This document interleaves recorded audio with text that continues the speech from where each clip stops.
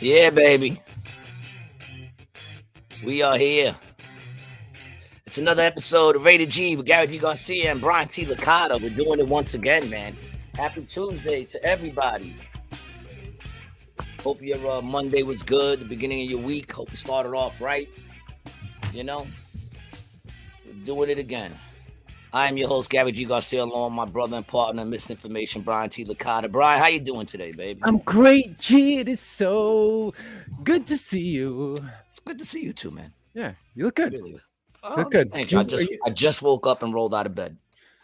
Did you lose weight or did you shave? Shaved. Yeah, I like it, dude. It's like it's a little closer, maybe. I don't That's know, it. a little shorter. That's all I do. I just shave it down because it starts to get too prickly. You know what I'm saying? I get the curls, and then it's right around here. It'll start the curl.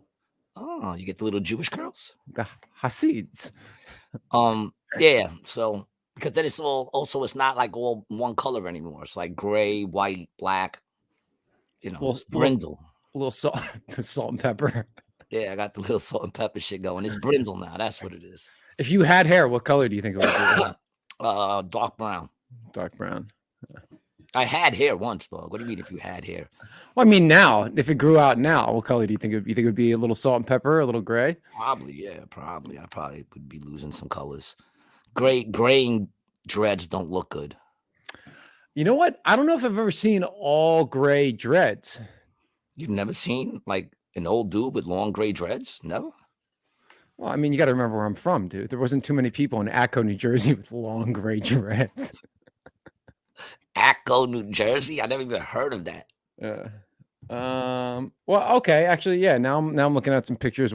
I've definitely seen women with gray dreads. Like I've definitely seen this. Like, you know, the older black woman with dreads.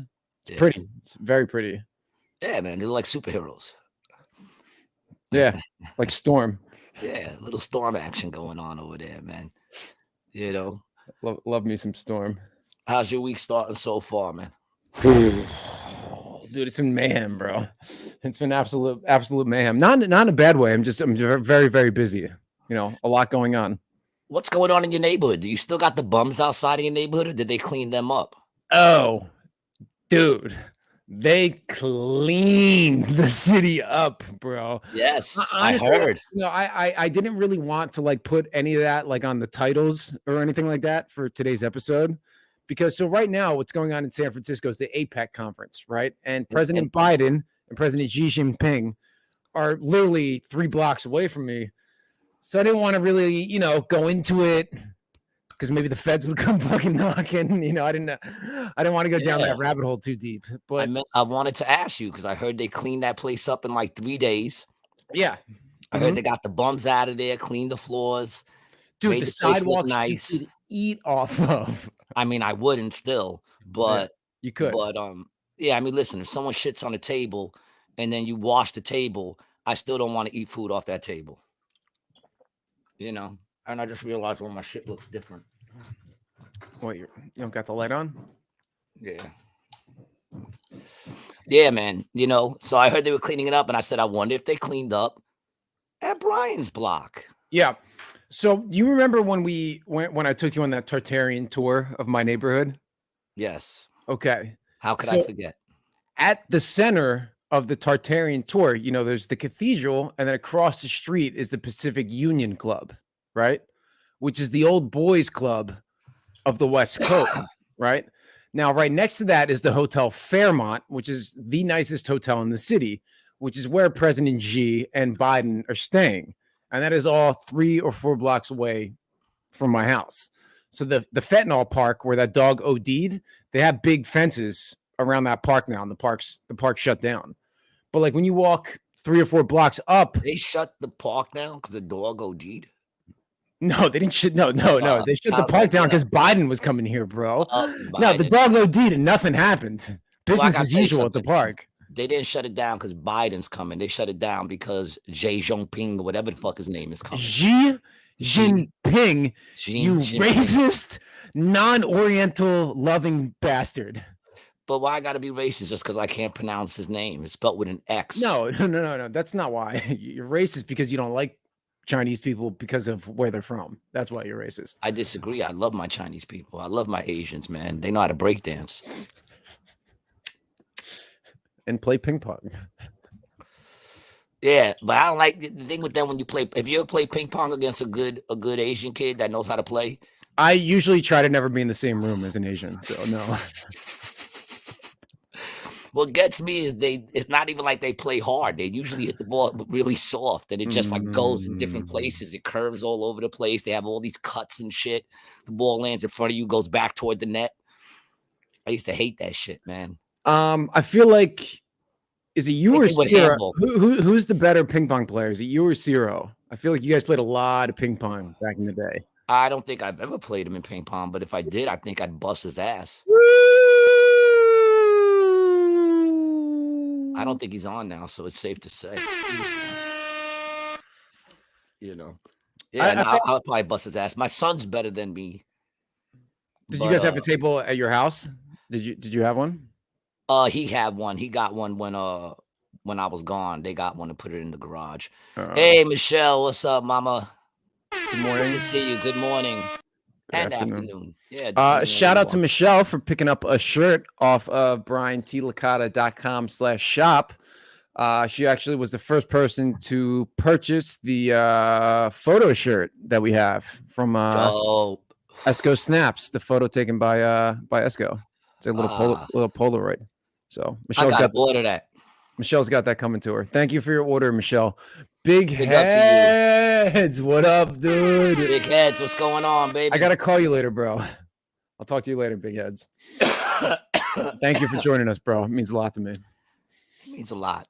It really does. It makes my heart feel good, man. You know, I didn't get good sleep last night, man. Really? You look rested. I'm telling you, it's that fucking cream that my daughter and my son-in-law got me, man. It keeps me looking young, takes away the dark from the eyes and all that. Is it the vitamin E? Is that what it is? Is it that vitamin E in it? Lab series. I mean, there's probably vitamin shit in there. Probably not. I think there is. Michelle says she got it already, man. Baby foreskin in that cream. There could be some baby foreskins in there. Yeah. You know, it has a scent. It has a smell to it that I'm like, is that baby foreskins? I feel like there's some baby foreskins in that. Michelle says she got it yesterday, man. That's quick. And she says it's beautiful. Rock and roll, Michelle. Send us a pic wearing it and we'll post it on our Rated G page. We would love to. I'm very coughy since yesterday, man. I can't stop coughing. Even without the smoking. It's just, I know how you're smoking. No, there's a difference, dude. When you smoke, you know the difference between the smoking cough and the non-smoking cough. Yeah. Right? Yeah, of course, because the non-smoking cough comes when I'm not smoking. Right. It has to start there, and then I can pick it up. You know, then I'm like, wait a minute, I was coughing before I took this blunt. Dude, I love that Mets hat that you're wearing. Oh, I love it. Everyone looks so good, dude. Everyone always thinks it's Yankees. How much better would the Mets be as a franchise if they had these colors? Yeah, dude. They'd be winning. They would be. Yeah, I think it's the royal blue that's holding them back. And the orange. That's what's holding them back. They need better colors. And I like the orange too. I do, but I'm just not going to wear it.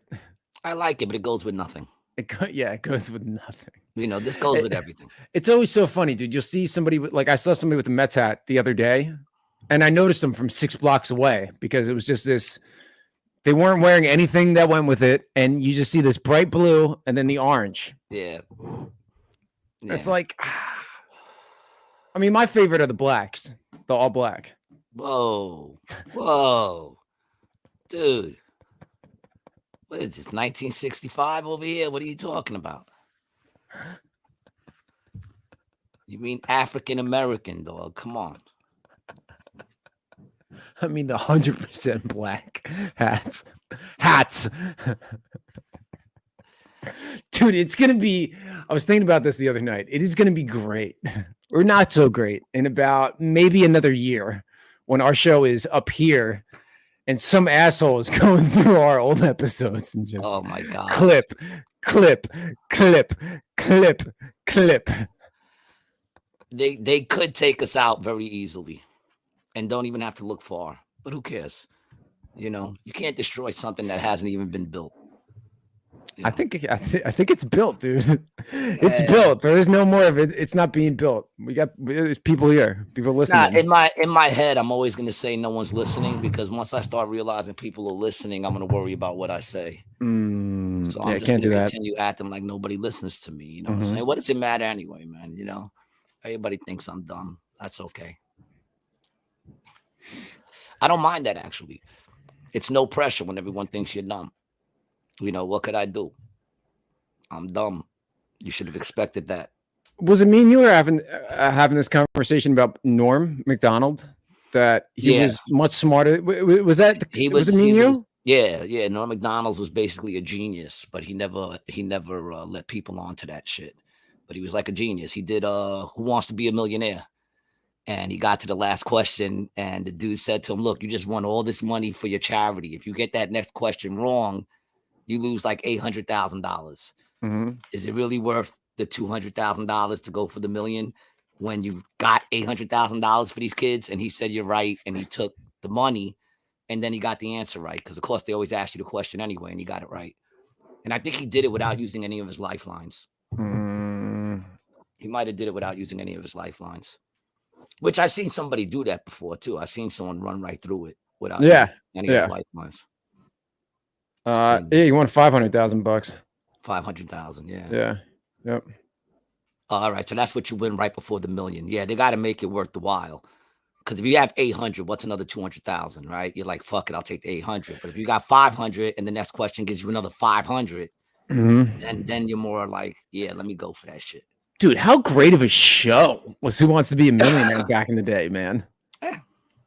Really? You weren't a fan? It was all right. I thought it was maybe I watched it like the first couple of ones that were out when like it was a big thing. I might have caught the first couple.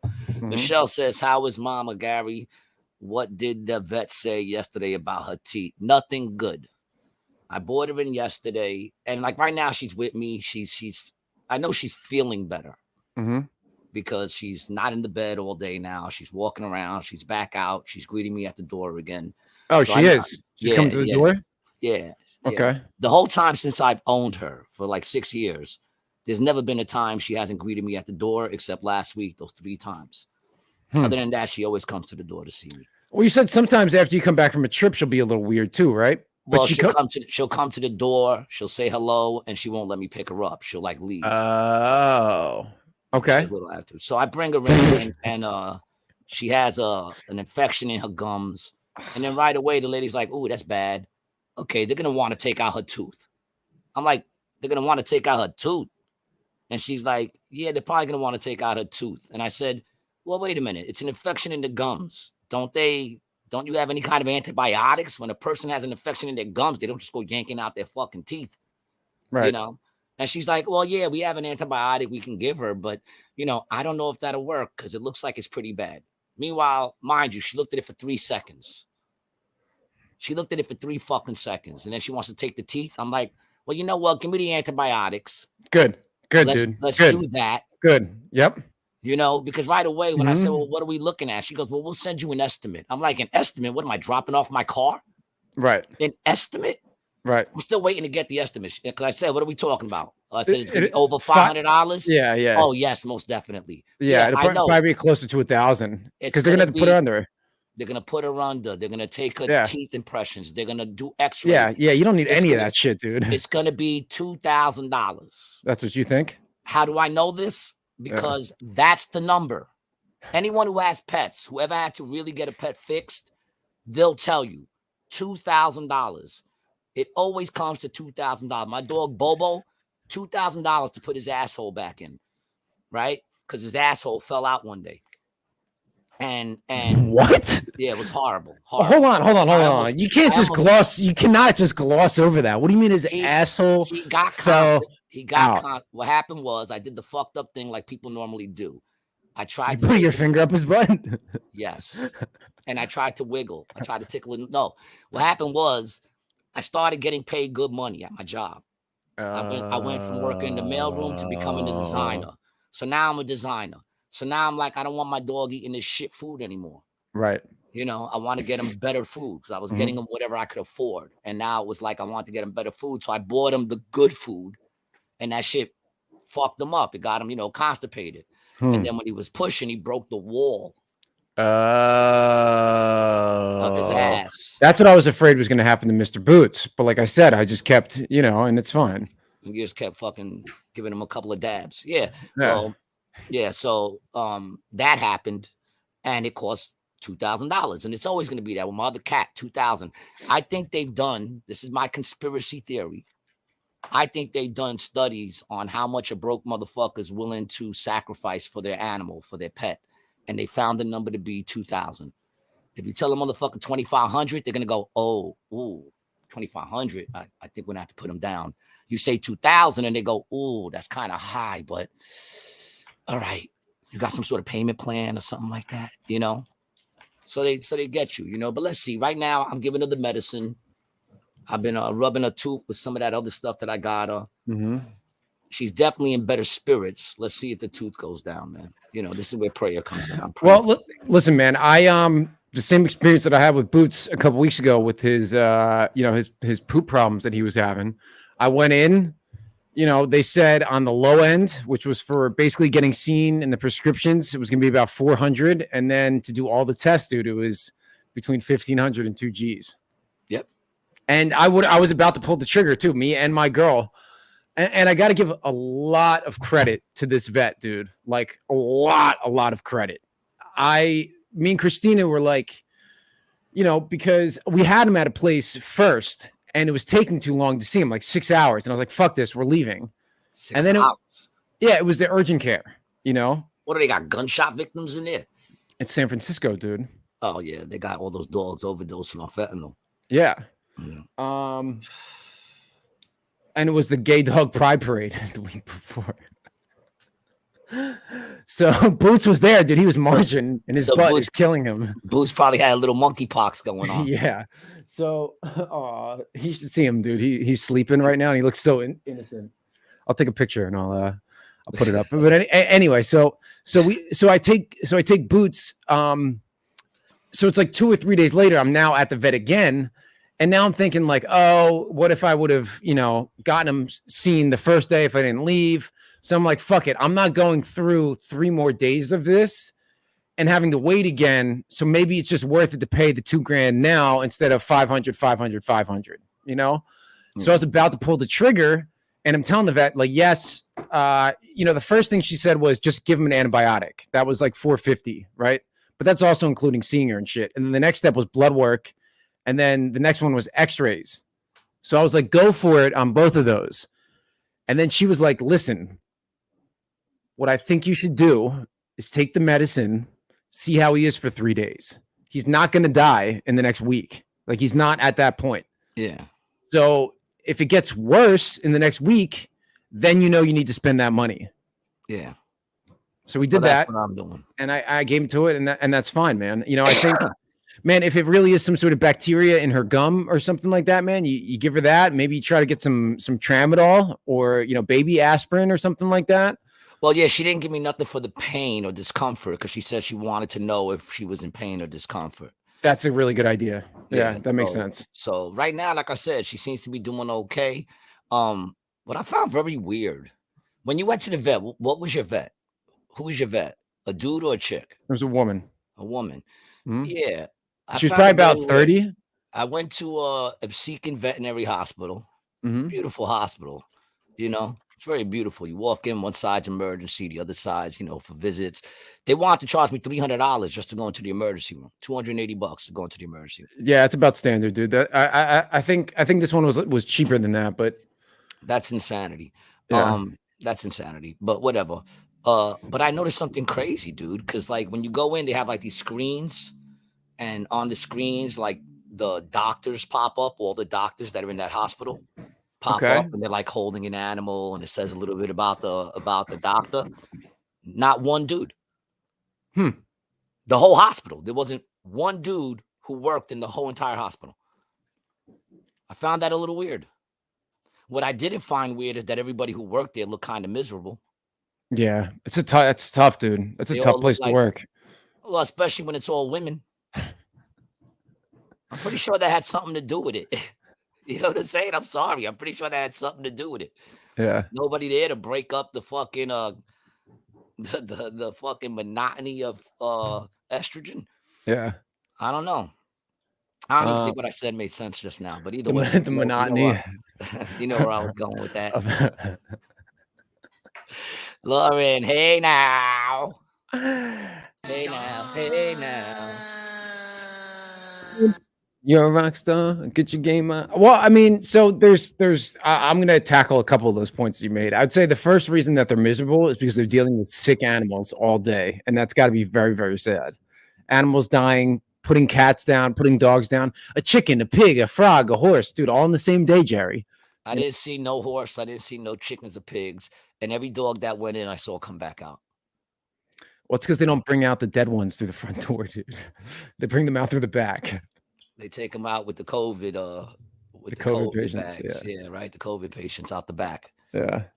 Yeah. I don't know, man. But like I said, let's see. I'm hoping she looks like she's doing okay. She's with me now. My baby. So we'll see what happens. Chris Burton.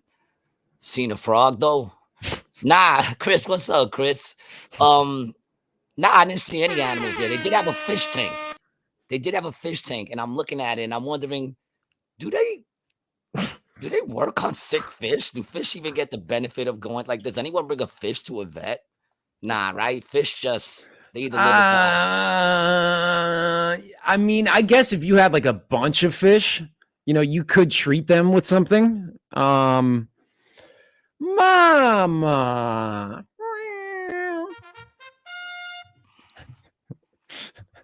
Oh, man. She's like, she just has to be the center of attention, you know. Depends on what color. What, the frog? The meow. Yeah, they asked me to color my cat. I didn't even know. What is that? Brindle? What is that? I don't know what she is. It's not gray. It's like smoke. I don't. Yeah, like they asked me. I went. I don't know. What Ash. color is that? Oh, the fish depends on what color. But like, I mean, like, yeah, I've had fish get sick in my tank with like ick and stuff like that, where you gotta do the drops, and you gotta cure the water. But I think once a fish gets fucked up, it's pretty much done. You know, like if it gets bit and shit by another fish, I don't think they're gonna pull it out, put it into a bowl of its own, and try to work on a fish, right? Put a little cast on its little fin. No. But I'm just saying, right? Fish, that's it. You get fucked up as a fish, you're done. Like if a fish gets speared, you know, you can't rush it to a hospital and they're gonna sit there and hook up the hole in this. You know, dude, think about all the fish in Jamaica, dude. They get speared all the time. You can't pull it out. You got to leave it in until he gets to the doctors, and they bring the fish flapping around on the end of the fucking thing. And they cut around the knife, around the knife. Oh, they get flushed. Fish get flushed. Where does all that water go that gets flushed? Does it actually go back into the ocean? Dude. Does it? Dude. I think we should go down the rabbit hole today, dude, and talk about water. That's one of the rabbit holes I've been wanting to go down, dude. Yeah, right. You never really think about it, right? It's not real, right? What is not real? You never really think about it, right? When was the last time, G, that you were out in nature, and you could just drink any water that was just anywhere? You can't.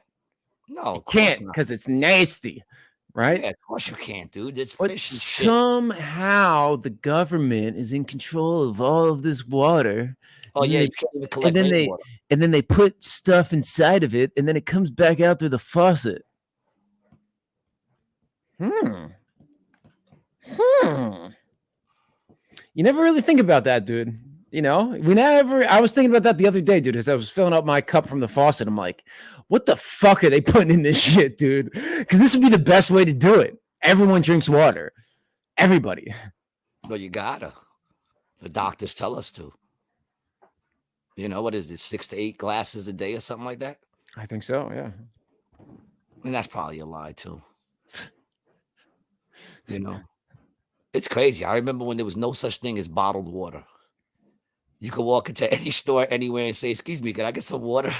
And they would just pour you water. They give you a glass of water, right? Give you a glass of water. It's crazy, man. Like, it's crazy. I remember when we didn't pay for TV. Mm-hmm. You know, what's crazy is everyone pays for TV and there's still commercials. Right. Back in the day when I paid for TV, I paid for like HBO or whatever. Mm-hmm. There were no commercials. That's why you paid for it. Right. You know, insanity. I'm trying to come up with the history of bottled water.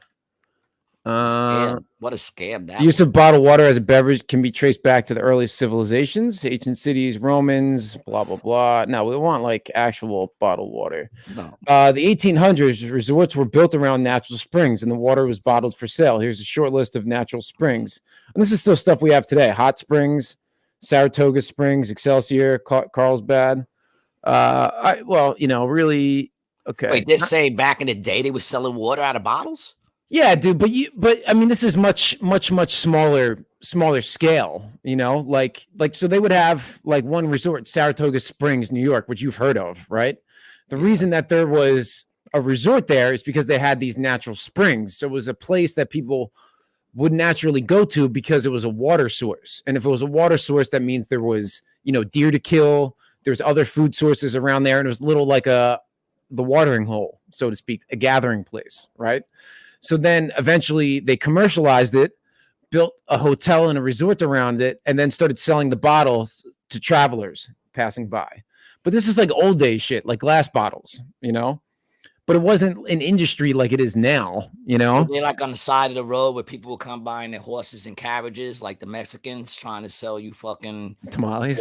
Tamales on the highway. The United Kingdom's Holywell bottling plant is the first to sell bottled water. Mineral springs around Europe start to bottle and sell their water primarily for its perceived medicinal value in 1622. Perceived is the word there. Yeah. Well, I mean, it's probably because there were snake oil salesmen saying that this is magic water from this fucking, you know, hole or whatever. Yeah. 1700 Europe acknowledges the health value of water from different sources as people travel to natural springs to bathe in special water to improve their health. 1767, first water bottled in Boston at Jackson's Spa as a meaning of sharing their popular water with more people. 1783, Geneva, Switzerland, John Jacob Schwepp, founder of Schweppes Ginger Ale, figures out how to carbonate water to reproduce the fizz of mineral water. But how come? I'm just saying, when I was growing up, we didn't have bottled water. So how the fuck was that? We didn't have bottled water. You couldn't find nothing with bottled water when I was growing up. You keep interrupting. 70s. You keep interrupting. That's what I do. I interrupt. Okay. Well, here, I'll just skip through it. So we'll go to 1908. Soon after discovery of a disinfection as a cure for typhoid epidemic, disinfection by chlorination, first practiced in Jersey City. The use of chlorine to infect municipal water systems spreads throughout the country, and as tap water becomes healthier, bottled water drops in popularity. Interesting. In 1973, the first plastic bottles that can hold carbonated beverages are patented. These polyethylene terephthalate reduce the cost of bottling carbonated water, making it more accessible to a larger American public. 1977, bottled water becomes popular in the U.S. again, led by Perrier's marketing of imported water. Perrier leads the way for commercial bottled water industry in the U.S. to thrive, and it begins the carbonated sparkling water phenomena. Flat bottled water eventually takes over as a larger share of the market. So it's really Perrier in the 70s. The goddamn French. What did I tell you about that G word, man? Sorry. It's not allowed here. Are you trying to get demonetized by me? I'm not. I already am.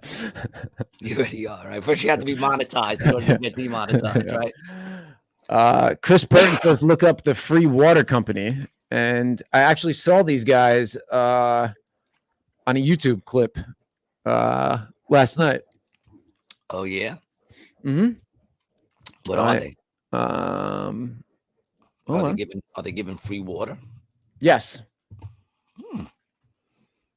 My name's Josh Cliffords, and I'm the founder of Free Water. Free Water is the world's first free beverage company, and our water is free because the packaging is the ad space. We give away aluminum bottles and paper cartons of natural spring water, and it works because the price of advertising has outpaced consumables such as groceries or beverages. Not only is our water free, but we also donate a minimum of 10 cents per beverage to build water wells for people in need. That means saving lives is now as simple as saving money and drinking free water. We're here today because we need your help to spread this movement. Would you like a free water? Yeah, so they basically just have, those bottles. I don't like water in a can. You know what's interesting, dude? I do. I like it. I would rather drink out of aluminum than plastic. I mean, honestly, I'd rather drink out of glass or this like cardboard shit. Nah, I definitely don't want my water in cardboard. I don't know why. Nah, I don't know why, but that bothers me. Yeah, well, it has to be. It makes no sense that it bothers me. It makes no sense, but it bothers me. I don't know. The metal, it's like on your teeth and shit. Mm-hmm. But where would you get this free water? Well, that's what I'm looking at now. Whether it's an event or for your business, we have many different options. So, Dude,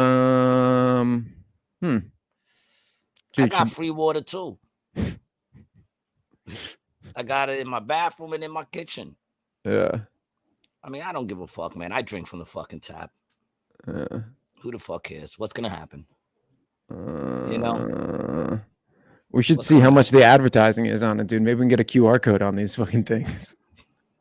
On the free water? Yeah. I'm in for that. When I saw it, I think it was a genius idea. Like the most, like just sell ads on it, just like anything else, Yeah, sure. Why not? And that's how they make the money. So instead of making money on the product, they're making money, making money on the ads. I mean, it's just like the entertainment business, so to speak. I mean, I guess that's kind of like what they say porn does, right? Only I never even knew there were ads in porn. Well, there is on Pornhub. They play it. They play it for the first. I've never noticed a fucking ad. Maybe you just think it's part of the video. Yeah. when they're like, meet old ladies today near like, you. Okay. Yeah, you're like, okay, yeah.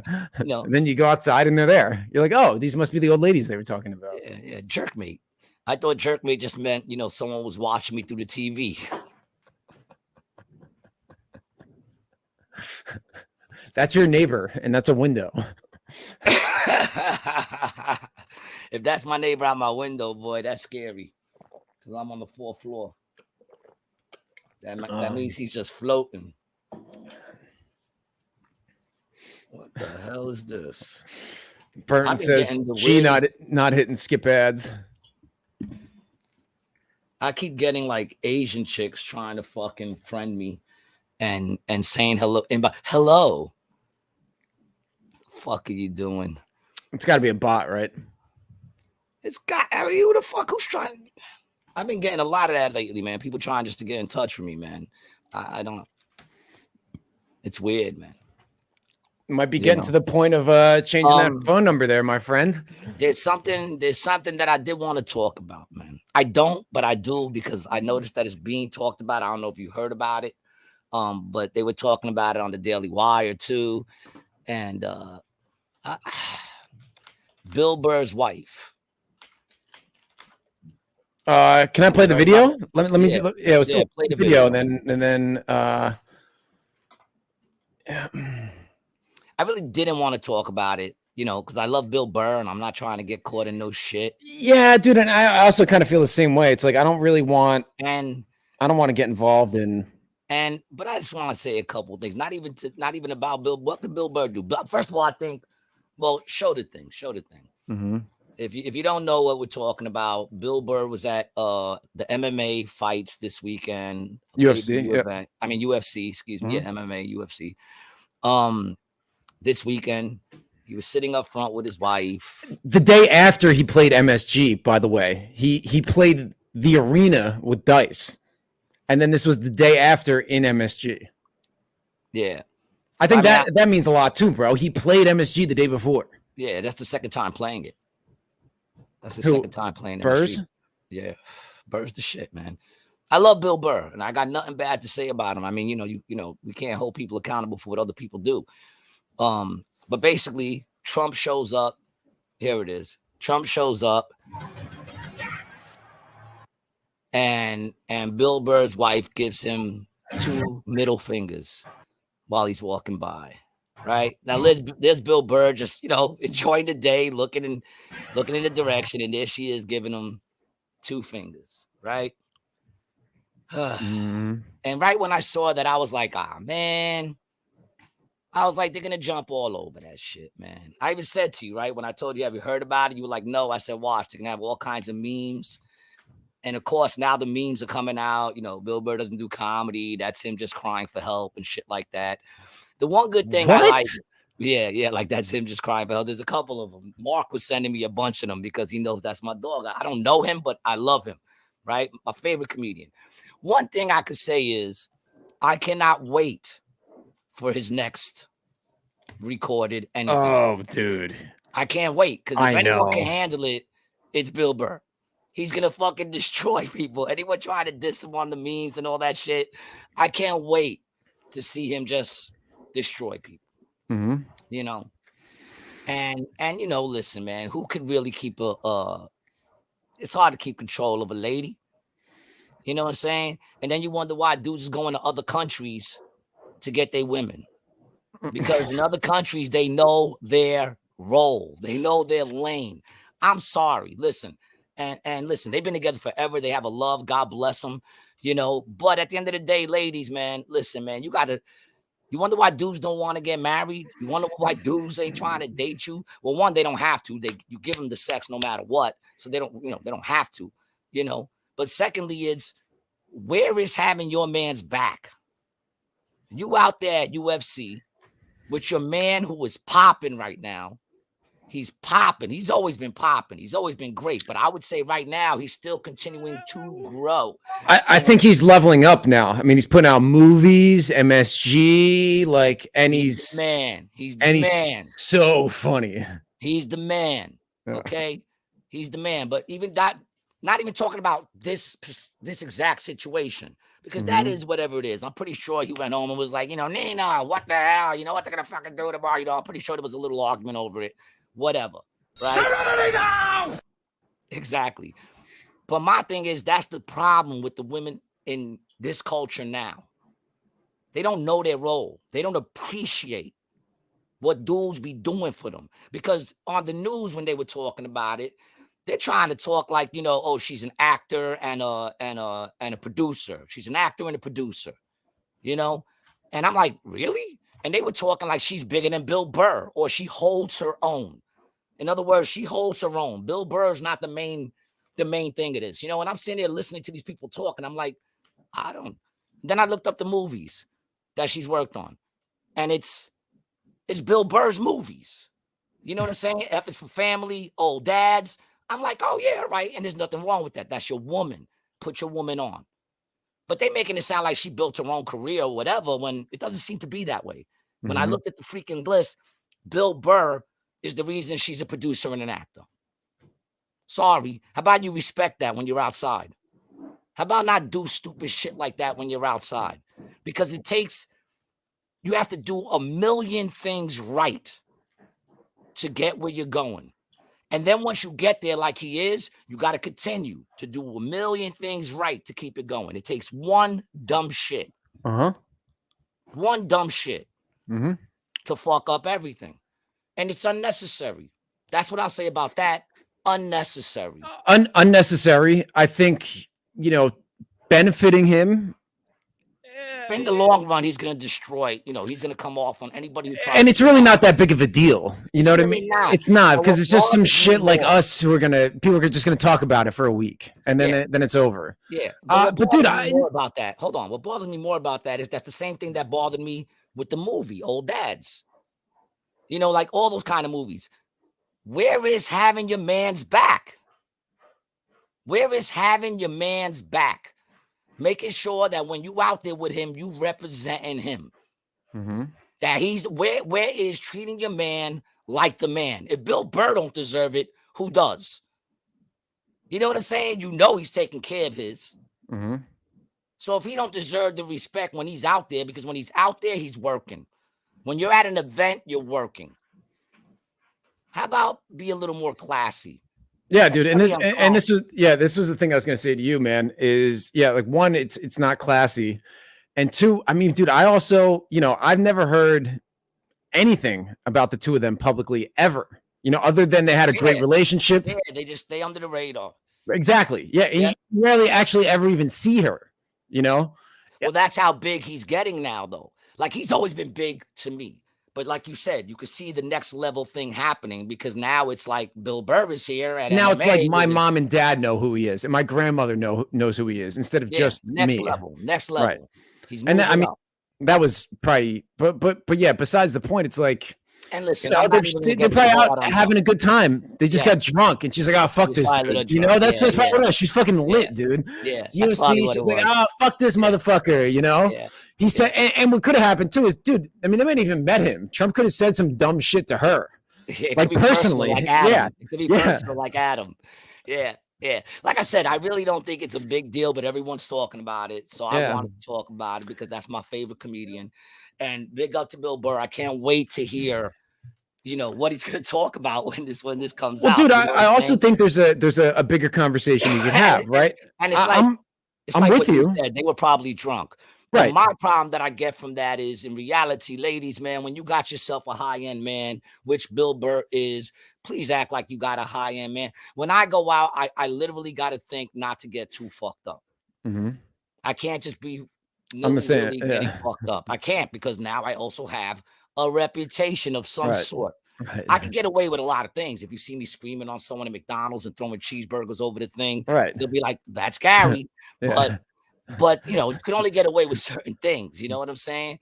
And I just, and that's not just him. I think it's everybody. Mm-hmm. These dudes who are actually putting in the work, actually making honest women of these women. And then for some reason, there's this battle of control, like this battle of, nah, man, listen, man, you need to, if you're going to marry a dude, you need to follow the dude. And that means that dude's worth following. You know what I'm saying? I'm not saying follow some dickhead, and I'm not saying to be oppressed. This isn't a slavery. You want to leave. Mm-hmm. But when it comes to me, man, you got to do it my way or the highway. I'm sorry. Now I want to get something that you said there, right? Because, Gary is generation that's not to say that I didn't get disrespected. My ex-wife used to disrespect me all the time. So I understand what he's going through. Right. And she didn't disrespect him. But to me, it was just, it was just a dumb move. But now what you said makes kind of sense. They were probably getting drunk, hanging out. She would, Dude, it's fucking New York, bro. They did MSG the night before. It's probably this big build up, and now they're fucking out having a good time. But the thing I wanted to ask you, right? What if she was actually giving listen it to someone else that was across from him? What if it wasn't even for him? It was somebody else who was going like, "Fuck you, Bill Burr," and she was just it was Kamala Harris. Yeah, if it was Camilla, that's the thing. No one would even give a shit. Yeah, they'd be like, "Oh yeah, fuck that bitch." No, but I wanted to say to you, so some of the stuff that you're saying now, right? Some younger generation, particularly younger women, would not agree with what you're saying at all, right? But now the thing. See, dude, I'm with you, right? To a certain extent, I am very much more old school, traditional with a lot of things, right? However, I don't necessarily think my wife needs to follow me per se, like you're saying, right?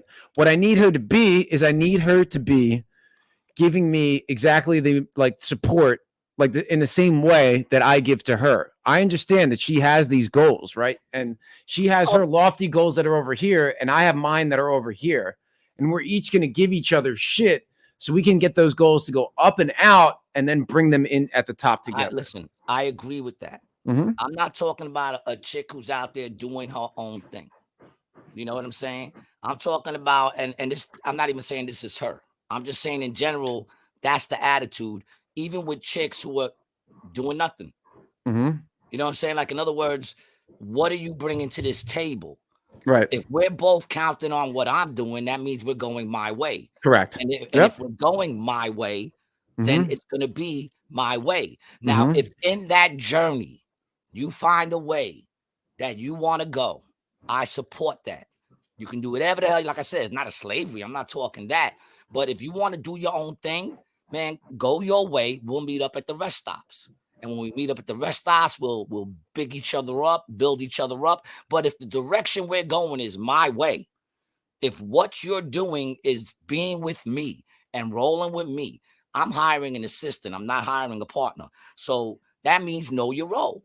No, if I'm the main dude doing it and you don't got nothing, I'm not saying you got to go out there and handle your own. I believe a dude's supposed to support his woman. I'm old school. I believe a dude is support. That's what we do. Yep. That's the purpose. You know what I'm saying? To support your family and take care of your lady and your family and all that. That's the purpose of a man, to protect his family, create a family and protect it. That's what I think, right? So I'm not saying to follow some dumbass who ain't doing shit, but if your man's doing all the right things, if your man is doing all the right things, how about you acknowledge that? You understand what I'm saying? No, it seems like nowadays women don't want to acknowledge that.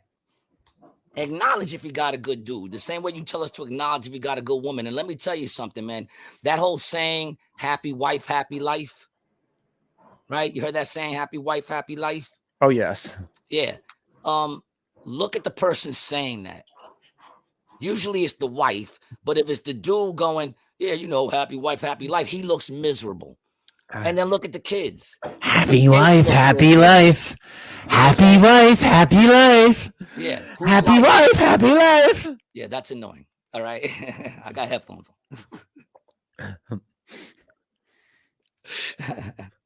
But I'm saying, happy wife, happy life for who? Happy wife, happy life. For the wife.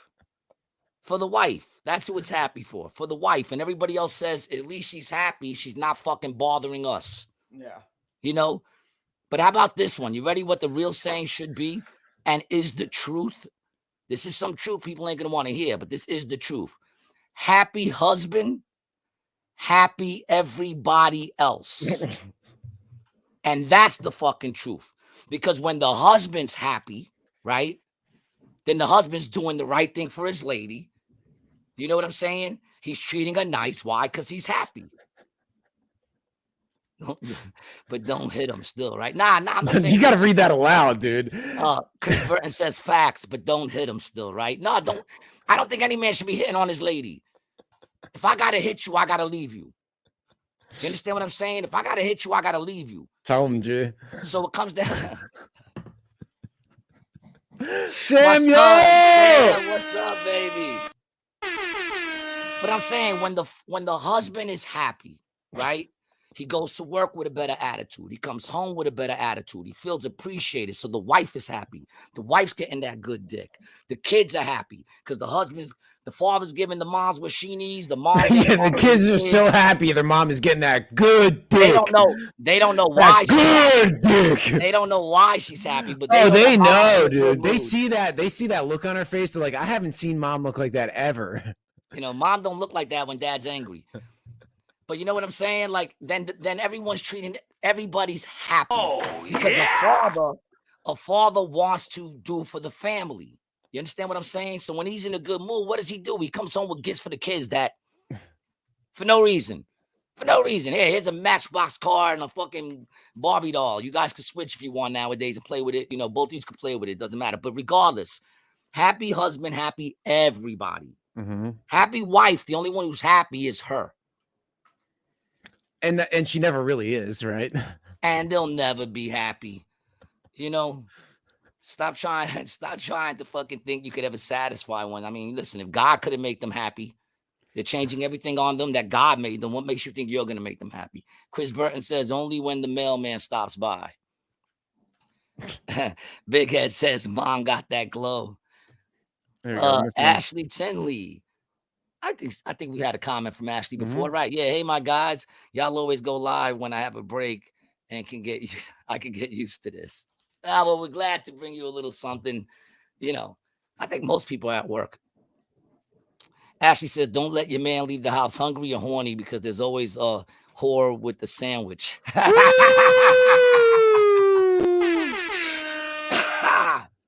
That's one of the things I used to tell my son. Never leave the house with a loaded clip. because then your mind ain't thinking right. You know what I'm saying? You're out there chasing. You know, if you pop one off before you leave the house, you're thinking more clearer. You know, Dude, I got I that don't know if that advice. was good advice, but Dude, that is great for me. advice. I got that. I can't even remember who I got that from. I think it was an uncle or something like that. Told me that shit. And that's, I mean, I never do. I mean, I always do. I leave the house with a loaded clip all the time, and look at all the dumbass decisions I make. You know, I pop one off and leave one loaded.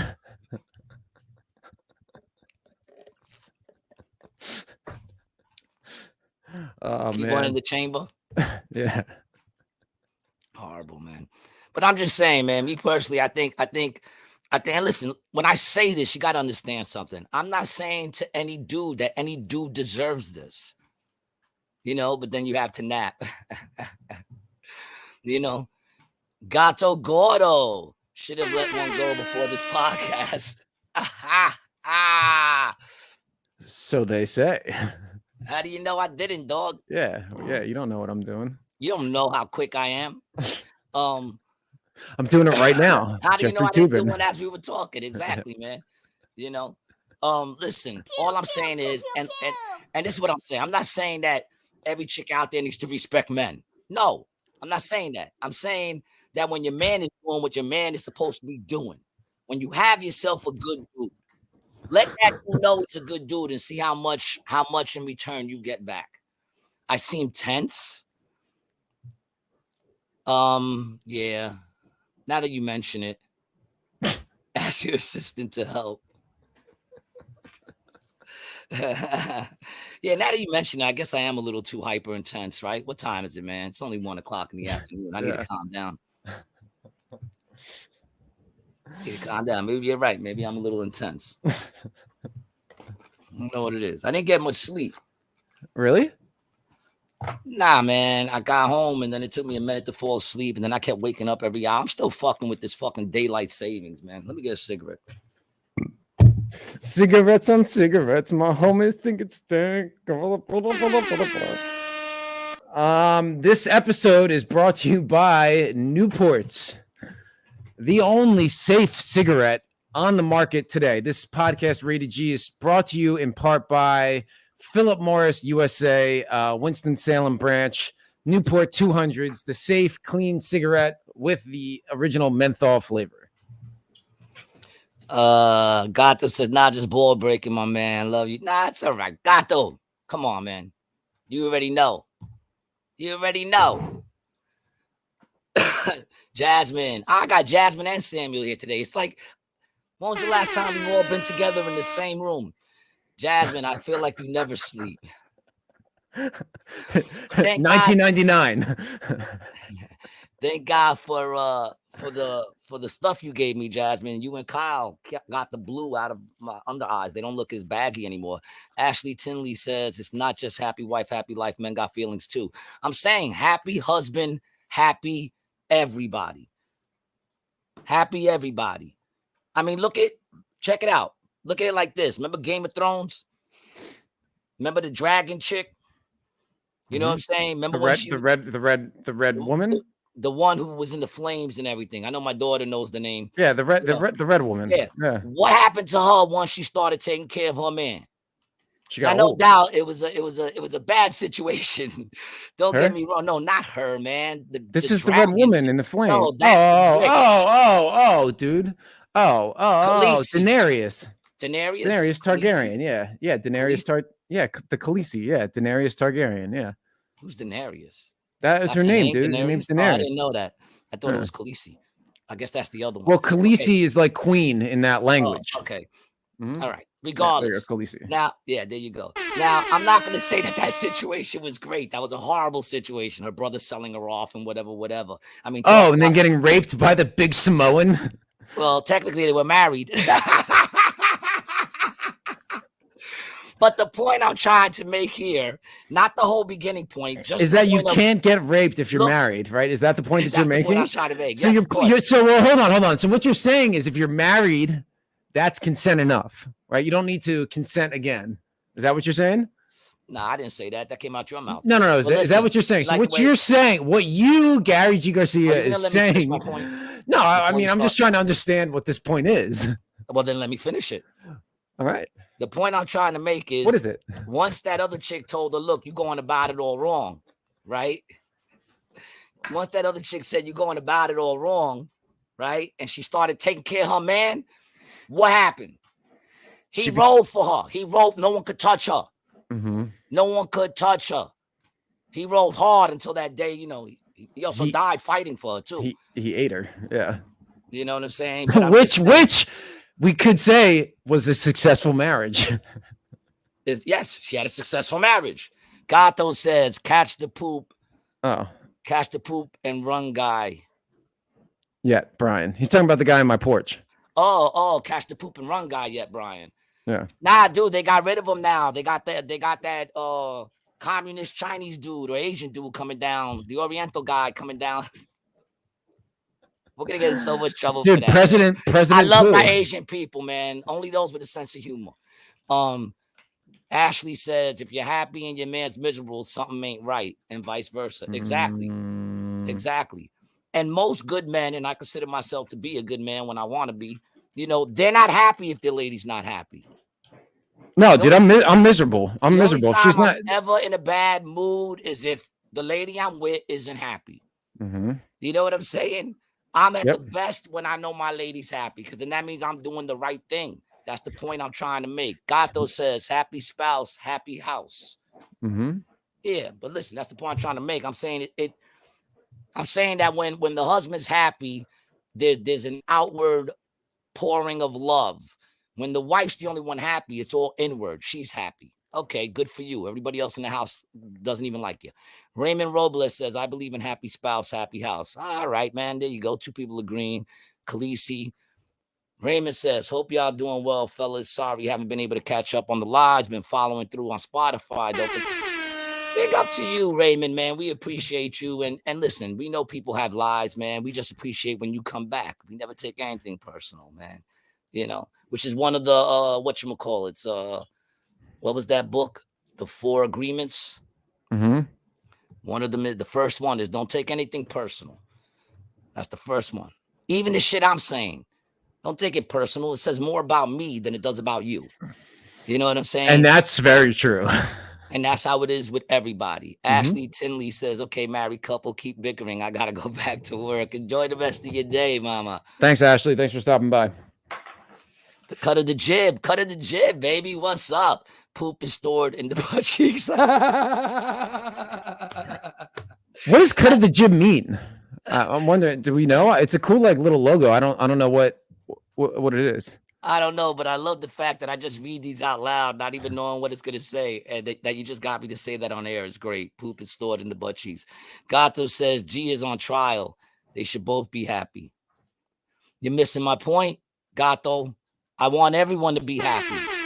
The point that I'm making is the saying happy wife, happy life, right? That saying, when the wife is a happy wife, right? Whose life is happier? Hers. Happy husband, happy everybody. So yes, everyone should be happy. And the point I'm saying is it starts at the top. And the head, is the dude. If he's doing the right thing.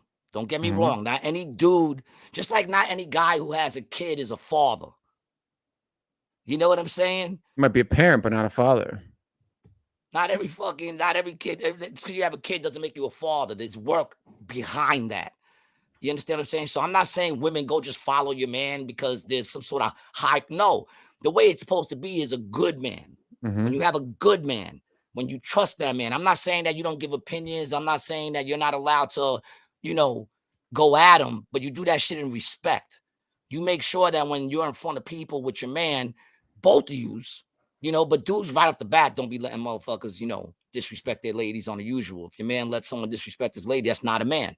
So once again, I'm talking about a good dude. If you got a good dude, don't be afraid to let him know. All right? No matter what your friends say. Don't be afraid to tell your friends, what are you talking about? That's your fucking man. That's not my man. I got a good man. And yeah, who knows? One day he might make you regret saying that.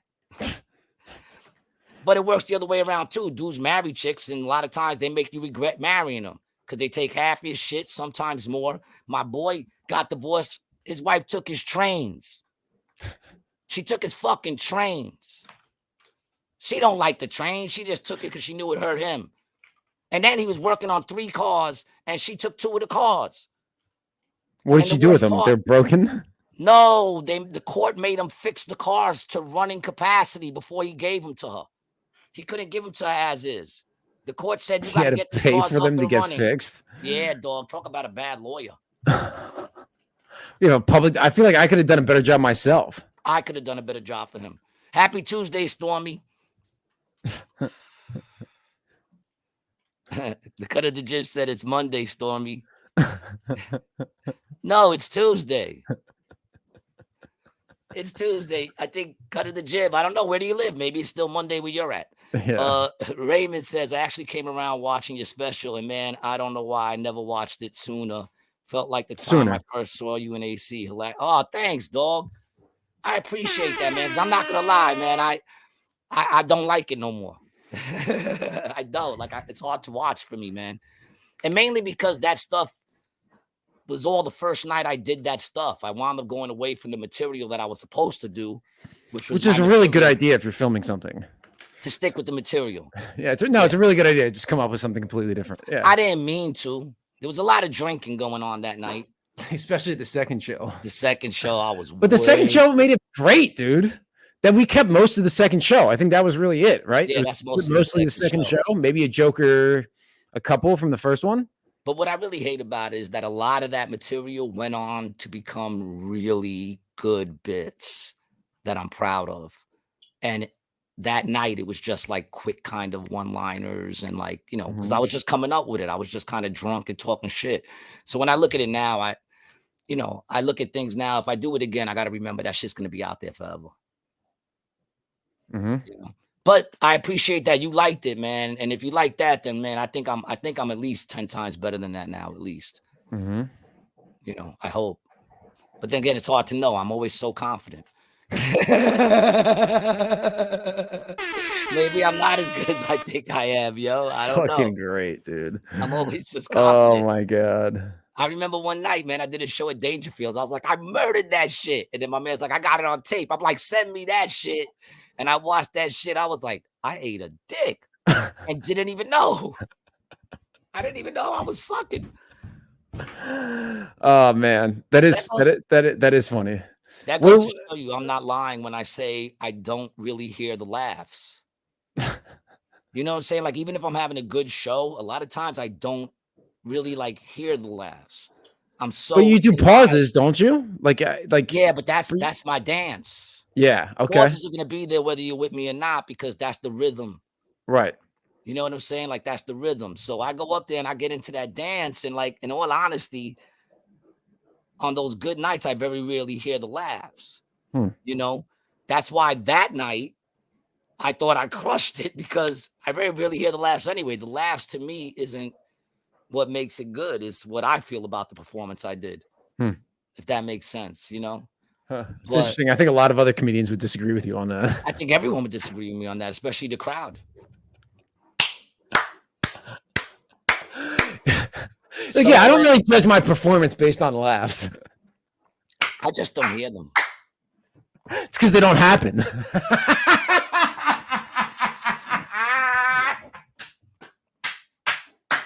He's so look at him. He feels like, I don't know, is that a really great burn? Fake.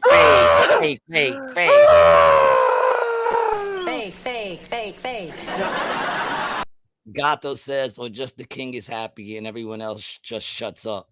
Old school. Nah, dude, because you know what? In those families too, when the king would come home, like I'm the king of the castle and shit, those dudes weren't happy. They weren't happy. That's why their house was miserable, because they weren't happy. They were just abusive and never got over the fact that they were probably attracted to men, and they hated themselves for it. Is that why you're unhappy? I'm very happy. Oh, okay. Are you also attracted to men? No. I don't find men to be very attractive. Keep it honest. I don't find men to be. I feel like most of the time I'm like, damn, chicks gotta kind of date down. Right? Don't they? Women are beautiful, and men are like, I don't know. But that's why I'm not attracted to men. Dude, every once in a while, I'll like look at my wife, and then I'll just like, catch a glimpse of my concave string bean body. And I'm like, what? And you're like, what? Yeah, what is she thinking? Am I that good? Am I like, is it the smooth talking? Is that what it is? Like, what? Can't be. They say they're smarter than us, but the fact that they still keep hooking up with us doesn't show that. With me, right? Yeah, well, listen, I'm no catch. I'm all right in the pool of idiots that are out there, but it's not because I'm a catch, it's because they're terrible. The Cut of Jib says Jerry is in trouble. He hasn't had his period. I'm not sure what that was in reference to. Jerry is in trouble. Yeah. We're back a little bit. These comments are from about 5 minutes ago. Jerry. Never one-sided. Chris Brown says use the cut of Jerry. What's that? Gonna try and catch the show before I go to bed tonight. Have a great rest of your day, Brian and Gary. Same to you, Cut of the Jib, man. Thanks for stopping in, man. You guys don't understand how much we appreciate y'all, man. Stormy says bye too, man. I love when you guys interact with each other. It's a family thing, man. Mm-hmm. Ashley, I thought you left. Ashley, you're still here. Oh damn, we got some shit here. I didn't even know. We're at Jasmine right now. You see Jasmine says, I don't even think you should talk to your friends about your marriage. Just my opinion. I agree with that, man. The less people involved in your life, the happier your life will be. Get off Instagram. Everyone's not happy that you're happy. Right. I know I'm not. And I'm a happy dude. But your happiness, see, that's the thing, man. It's like when people like. I think you're happy that Jasmine is happy, not her in particular. No, not Jasmine in particular, but Jasmine also, like Jasmine, it's part of her brand. It's a different thing. What? The stuff she posts. What I'm saying? It's more like part of her brand. You said I don't care if you're happy. I think you do care if Jasmine is happy. I was making that statement for everybody. Obviously, I'm not talking about my kids. Talking about everyone else. I'm just saying in general, you posted up my man, this and that, and then you wind up breaking up, got to go back and delete all those pictures and shit. I mean, it's just ridiculous. Nobody gives a fuck, And the truth is, truly happy people, if you're happy, you're really not thinking about everybody else most of the time. Right. You know what I'm saying? Like, I never thought like, I want to put a picture, let everyone know I'm chilling. Go to a club and let everyone know I'm in the club tonight. Hey, everybody, look, I'm in the club tonight. I don't. It's been hard even for me to do some stuff online just because I want to promote our show and the work that I put out, more. You got to do that kind of stuff, for people to see the shit, But like I don't really like posting pictures of my wife or anything like that. Yeah, I tried not to. I did a couple wedding photos and that was it. But that was also not on the same page that I post our podcast stuff on. Oh, no way. You don't want to put it on that. No, you don't want to put it on far away. Raymond says, we are always our own worst critics, but without our own self-evaluations, where do we ever have personal growth, right? Either way, I can speak as a fan that it was great. He's talking about your special. Thank you, man. I appreciate, like I said, I appreciate that, man. Yeah, I appreciate it. For the first one, I guess it's good. Dude, and the thing that... And I don't really consider it a special. I consider it an AC joke special. That was something taping. Put out. Taping. It was just they taped the show that night. The best part about that, dude, was the relationship that me and you built from that project. Yeah, that was to me, that was the best part of that project. Where it all began. Dude, I remember I was doing editing with Merck, right? And just wanted to blow my brains out, right? It took forever, dude. It took forever. Right? And you came over, dude, and we did yours. And it was this flow of, this is my idea. This is what you want.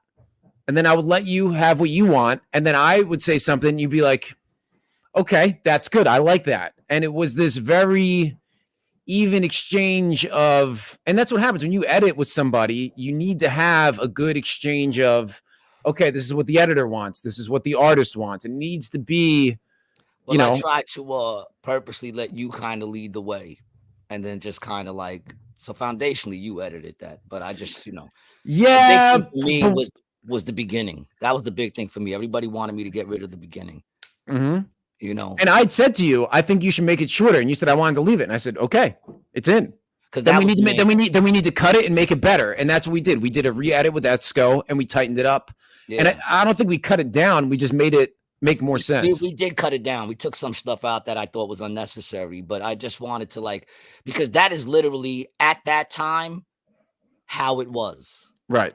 You know what I'm saying? Like that literally how it was. Wake up, hit the blunt, hit the cigarette. If there's a beer there, finish that beer. I got 10 minutes to get to work. Let's jump in the shower. You know what I'm saying? That's literally, so I wanted to keep that in there, man. And everybody wanted me to take it out, but fuck everybody. That's always been my problem. Hold on God, Gordo. Hello? What do we got going on over here? What do we got, a phone in? Did he mute himself? Is that what he did? Yeah, sorry. I had the guy was buzzing at the door. Okay. I didn't know what's going on. God Gordo says, locked in, that's better. You're in tune with the rhythm of the tune. Yeah, I mean, that's what I'm saying. When I get up there and I'm really having a fun time at that point, Brian with the flawless victory. What did you do that you got the V on, man? I want to know. How did I lose? Fatality. What? Oh, because you got me with the thing of the Joe and you allow. I get it. All right. I'm with you on that one. Stormy says Jerry is my friend. Jibs teasing me. Stormy, I'm happy you found. There's still upstairs, dude. So I go outside yesterday, right? Smoke a cigarette on my little fire escape over here, right? And I say to the guy, I'm like, oh, everything looks good. What do you guys still got a couple months to go? Like fishing. I said it like that. They're like, oh yeah, at least another couple months. We got to do the other side. Oh yeah. For sure. And I'm watching them do it. I'm like, what order are these jackasses going in? But see, now the nice part is they started on my side, right? So I'm, to my right, this is the beginning of my apartment and it goes back down that way to the end. So right now they're near my kitchen, which is over there. And now we're about to leave. So while we're gone for the month, they should go around the back of the building by our bedroom. So you're going to have to get that shit in your bedroom. But even though they work during the day, so you really shouldn't be in your bedroom. They wake me up every morning, dude. I get woken up every fucking morning, no matter what day it is, with these motherfuckers behind the building, man. Raymond says, Jasmine, 100%. And Jasmine says, look at you guys now. 2 peas in a pod, 2 crazies. Gay!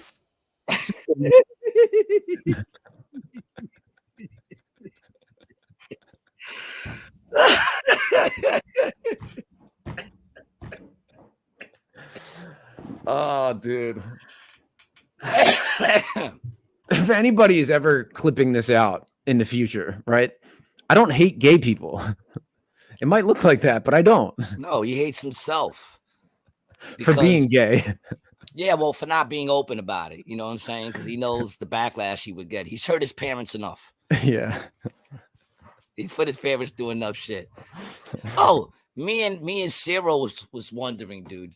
And I asked this question because, you're very open about your old abuses of pharmaceuticals, narcotics, right?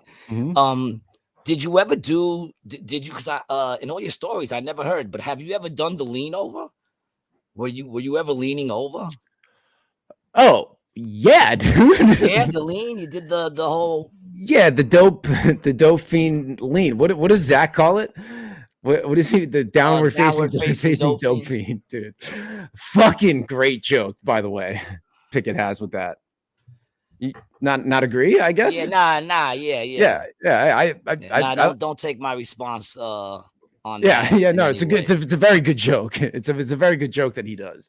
But yeah, dude, I mean, so the thing where you really see the people leaning super hard now is from the fentanyl. But yeah, dude, I used to cop nods all day, dude. Nah, I mean, man, that is a fentanyl. I've seen that always. yeah, dude. I mean, every piece of clothing that I owned from It's 2000s, no, You got a no, it's got shirt. cigarette burn holes in it. Burn holes. That was like the telltale sign that you knew someone was getting high. Like, dude, I could be out, right, anywhere, and I would notice if somebody had a cigarette burn hole on their fucking pants or their shirt or their jacket, and I'd be like, oh, this dude does fucking dope or pain pills or something like that. So there's, and I don't have any burn hole clothing anymore. Alcoholics are the ones who started fires in the bed back in the day. Yeah, but you know, falling asleep with cigarettes. There's not too many under 30 alcoholics. You know, it just doesn't happen anymore. It doesn't, dude. It used to. And I do have some friends who had very big, you know, problems drinking. But a lot of the times, dude, the people would, you know, at least in this era, but they become pillheads, you know? It just that's what happened faster to people. They got caught up quicker, you know? Like pills, man. Yeah. Well, so you used to do the little nod thing, man.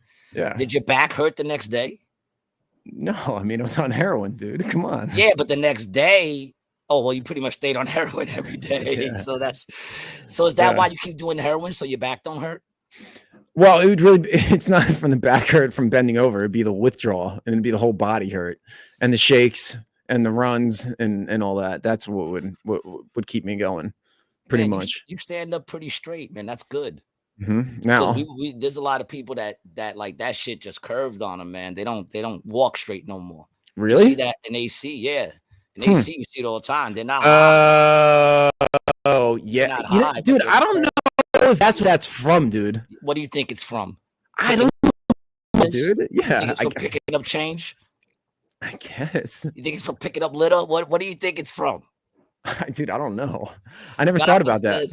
Gato, you keep changing your thing here, man. Your background picture, man. Well, I'm glad you got rid of the devil one because the devil one was a little much for me, dude. Yeah. More young pillheads than drunks. Cleaner and easier. No hangover.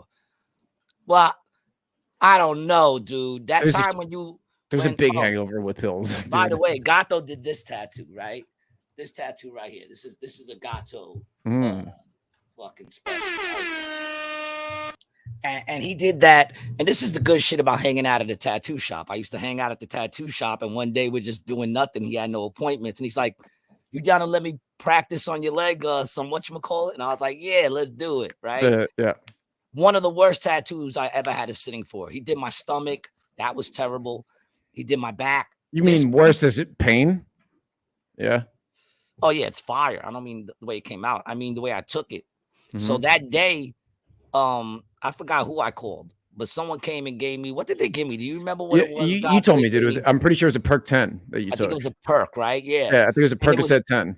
And it was still killing me. Mm-hmm. So I said, dude, give me another one. And I took another one, and it was still killing me. And then when we all got to my house, it kicked in. I couldn't move. I was sitting there like this the whole time, listening to everyone have conversation.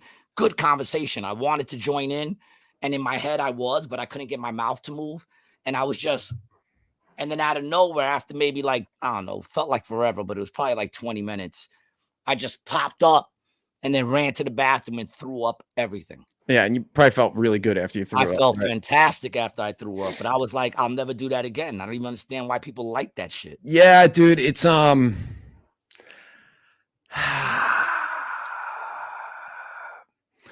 you know, and it's like you're thinking about it now. I remember there's like this feeling that you get in the back of your neck, like right on that little bone that you have on the back when you shoot, right? When you shoot, you know, heroin, or if you've ever gotten like an IV drip at the Dilaudid or something like that, dude, that there's this feeling that it'll start in the back of your neck, no matter where you do it. It'll hit you in your back of the neck, and you'll feel it just spread throughout your body.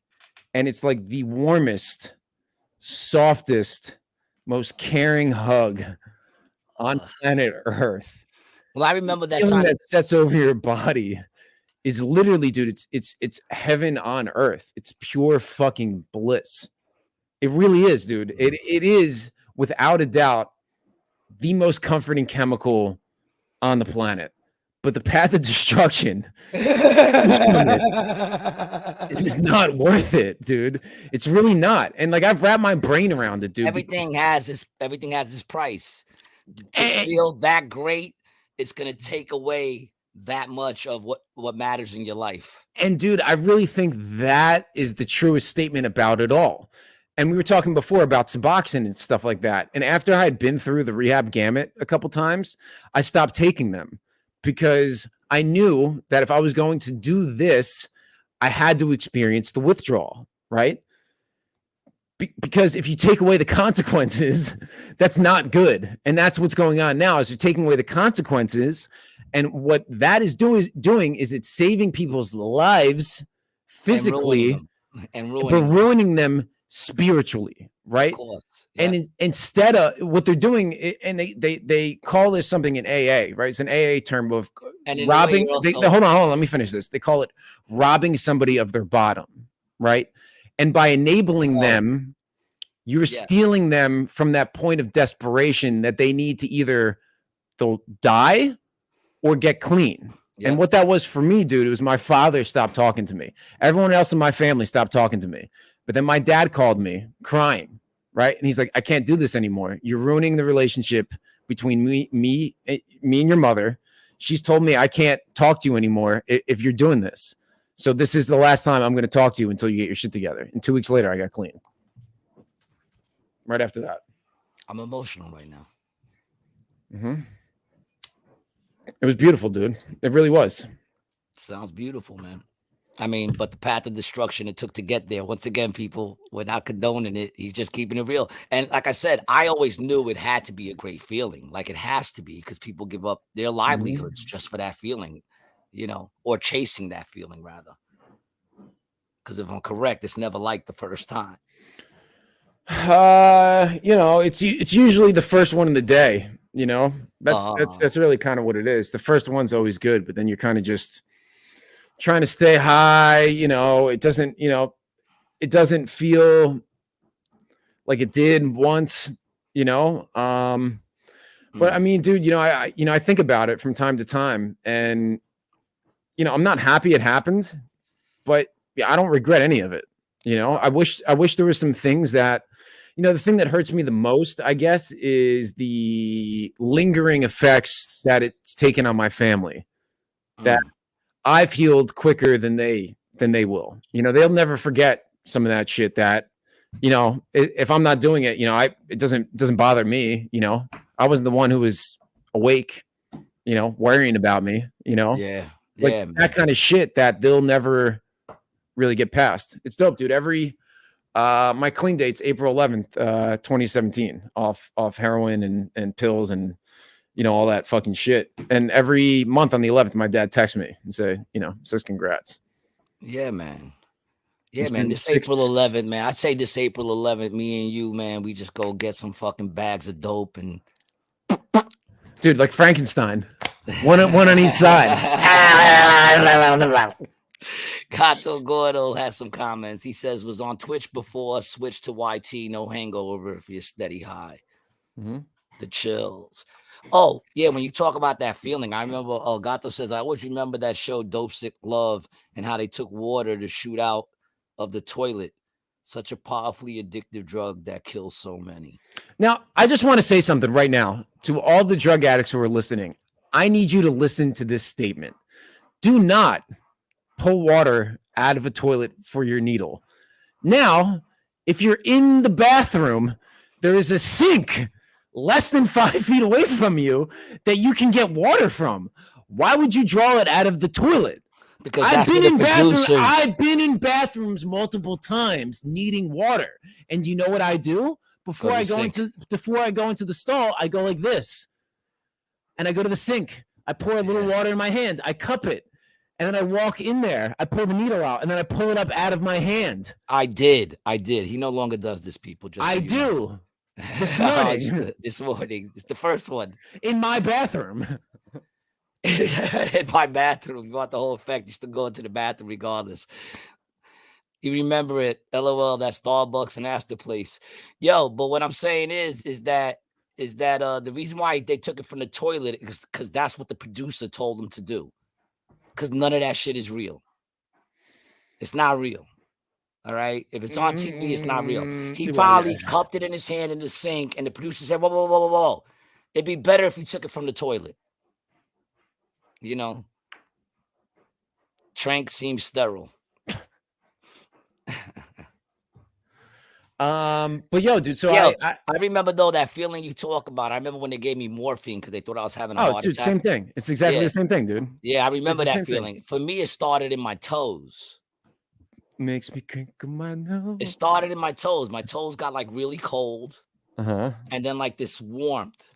And I felt it like coming up my legs.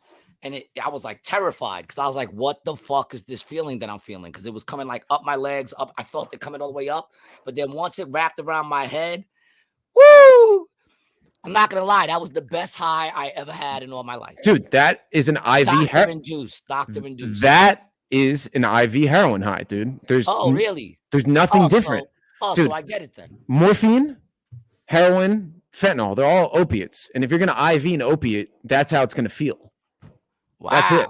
Yeah, maybe I should go get some opiates today, man. Because I ain't gonna lie, that was the best fucking high. I mean, I'm not gonna do opiates. I don't like needles or any of that shit. And that's what I'm saying. It's good that you didn't like taking it in the pill form because there's no way. And that's what I've always said to people is they're like, oh, I don't understand how you can do that. I'm like, you don't understand how I got to that point. But if you ever do that, you will then understand what I went for. And I had this experience with my brother. Same thing that happened to you. I was with him. Right. He had a kidney stone or something. And we had to take him to the hospital. So we take him to the hospital. He's in all this pain. And they said, we're going to give him Dilaudid. Right. Then he looks at me and he's like, yo, how is this going to feel? I'm like, dude, just wait. Right. So push the button. Right. And he looks at me and he's scared. And I said, dude, just wait. And then all of a sudden his head went back. His eyes fucking rolled up. And then he comes up. He's like, oh, now I get it. Yeah, I get it now. If that's what it is, I get it. Mm-hmm. Yeah, I don't want to feel that good all the time. I need some pain in my life to keep shit real. Look it up, man. It's real. I'm telling you, Gato, it's not. Like 60 Days In, all those fucking reality shows are not real. HBO doc, Dope Sick Love. I'm telling you, it's not real. Just like the documentary of The Making a Murderer. Mm-hmm. I don't know if y'all saw the Convicting a Murderer that Candace did, but they show you how those documentaries be lying, son. They be lying. I don't even trust documentaries that much anymore unless it's just like fact shit. Gato says they're embarrassed after, said it was staged, but no way. That New York City style junkie at the time for sure. Nah, it was staged, man. I'm telling you, man. It was definitely staged. Definitely. 100% staged. No way it wasn't. Chris Burr, birds aren't real. If it flies, it spies. All of them are the same. The opiate family. Super old. You're a hater. I'm not a hater. Well, yeah, I am. I'm a hater. You're right. So now where do we go from here? Well, dude, I want to play a little clip from this fentanyl video that I had sent to you last night. And I meant to check it out, but you sent it to me last night. It's okay. So I just want to play one short clip from this to kind of spawn a little bit of topic of conversation. But this video is about, the fentanyl epidemic, right? And to basically give you the running short of the history of opiates in America, Purdue Pharma was pumping pills from the early 90s till 2008, right? 2008, the recession hit. They made Purdue Pharma switch OxyContin to a formula that you couldn't shoot, snort, or inject, right? At that time, the streets were flooded with really, really good heroin from Afghanistan, where we were protecting the poppy farmers, right? Then the federal government made a crackdown on everything. And at the same time, China is manufacturing the precursor chemicals for fentanyl and shipping them to the U.S. and to Mexico. And they're making the fentanyl there and smuggling it into the U.S. But now what's happening is the fentanyl is killing everybody. And the cartel does not want the fucking deaths or the smoke because it's bad for fucking business. They need people alive to keep doing their Chapo's kids have actually put out a hit on anyone associated with the cartel selling fentanyl. There's no fentanyl right now from the cartel. They're saying Allegedly. Yeah, they're saying allegedly to cut it, but that could also be like, the optics and stuff like that. So there's a couple things to consider, right? There's, the first with the pharmaceutical industries and our federal government and the regulation of opiates, right? Then there's also the nefariousness of the drug cartels, right? And then you also have foreign involvement, right? Now, what would make more sense for China, who's trying to take atop the global stage, than to take out the largest workforce that America has, which is their 18 to 35-year-old men, which they're slaughtering. All of us. I mean, but they're only taking out the drug addicts. Right, dude. But So what probably wouldn't hold on. No, but hold on. Because if they stop. Hold fucking stop. Because you don't understand the opiate epidemic. Okay. What happened is in the mid 90s where we saw Purdue Pharma out there pushing these pills to everybody. These pills weren't going to drug addicts. They were going to blue collar people who were construction workers, electricians, carpenters, all the trade guys, right? Who were, let's be honest, probably like to drink a little bit, smoke cigarettes, they're fucking blue collar, dude. But do a little fucking blow, but they're not, doing needles. They're not going into the fucking hood. But these dudes got hurt, and then the feds and the pharmaceutical companies hooked them on drugs, then said, hey, we're taking away these drugs. So now the only vacuum is to buy it from the cartel. Now the cartel is pulling back. So China is dumping it in. But all right. I hear what you're saying. But those guys. Here, let's go to the tape, dude. I'll play the first, we'll do the first 2 minutes. All right. This is from the YouTube channel. Let me just give a little credit. Task and Purpose is the name of this channel. Members of Congress are calling the influx of Chinese fentanyl an act of asymmetric war against the United States. The Drug Enforcement Agency estimates 90% of fentanyl comes from Chinese companies that not only operate these companies up in a little bit China, but are also subsidized and paid for by the Chinese Communist Party. China sends precursor chemicals, which are then processed and manufactured into synthetic opioids by Mexican drug cartels that then smuggle them into the United States. Fentanyl precursor chemicals are made in China. It is not at all an area of dispute that China provides the fentanyl that comes into the United States. On the other hand, China claims the fentanyl crisis is entirely an American domestic issue that's being blamed on them. China claims Big Pharma's opioid corruption, weak U.S. laws, and a culture of American drug glorification are really to blame. This disagreement is a major problem. They're not wrong. Hold on, pause that a second. Attempts this. They're not wrong. They're not wrong about that at all. They're not wrong about that at all. So take fentanyl out of the equation. The FDA, which is the U.S. government, allowed Purdue Pharma to push heroin pills. They encouraged it, right? And it created a generation of fucking heroin addicts, myself and most of my fucking friends included. Half of them are dead, too, because of that, right? And yeah, was it our fault? Sure. I'm not innocent. No, you're not. I'm not innocent at all. No, you made your own decisions. Correct. Not good ones, but you made your own decisions. But it was the decisions in the environment of the people who were supposed to take care of our health. And they don't, dude. They don't. And that was my biggest thing throughout the pandemic. It wasn't that I thought that they were putting chips into us. It said these are the same companies, the same organization that killed all my fucking friends. True. Now, how did you get on it? Did you get hurt and it was prescribed to you? No. Was that how you got? No, you got into it just, I got into it because I went to college, right? I had smoked weed and drank, really was more of a weed person than a drinker when I got to college. Met friends who were doing Adderall and Xanax, which are like lighter pills. So I tried Adderall's the shit. Yeah, I tried those first, and then I went home. And actually I was telling my buddy about the story, and he actually retold it to me the actual way that it happened. I found a bottle of Perk 10s, And I asked my buddy if we could sniff them, and he's like, "Bro, you do not want to sniff those things." And I'm sniffing them, all Tylenol and everything.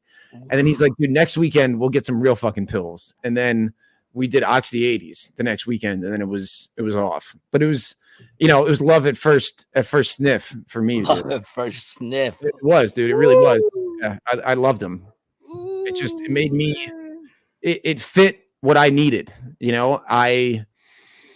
do a low dose, it's more speedy. I feel like it makes you think fast. The high jived. Insane, dude. I want to say something. You ever seen this? Hold on. Let me finish this. I want to get 2 minutes on this.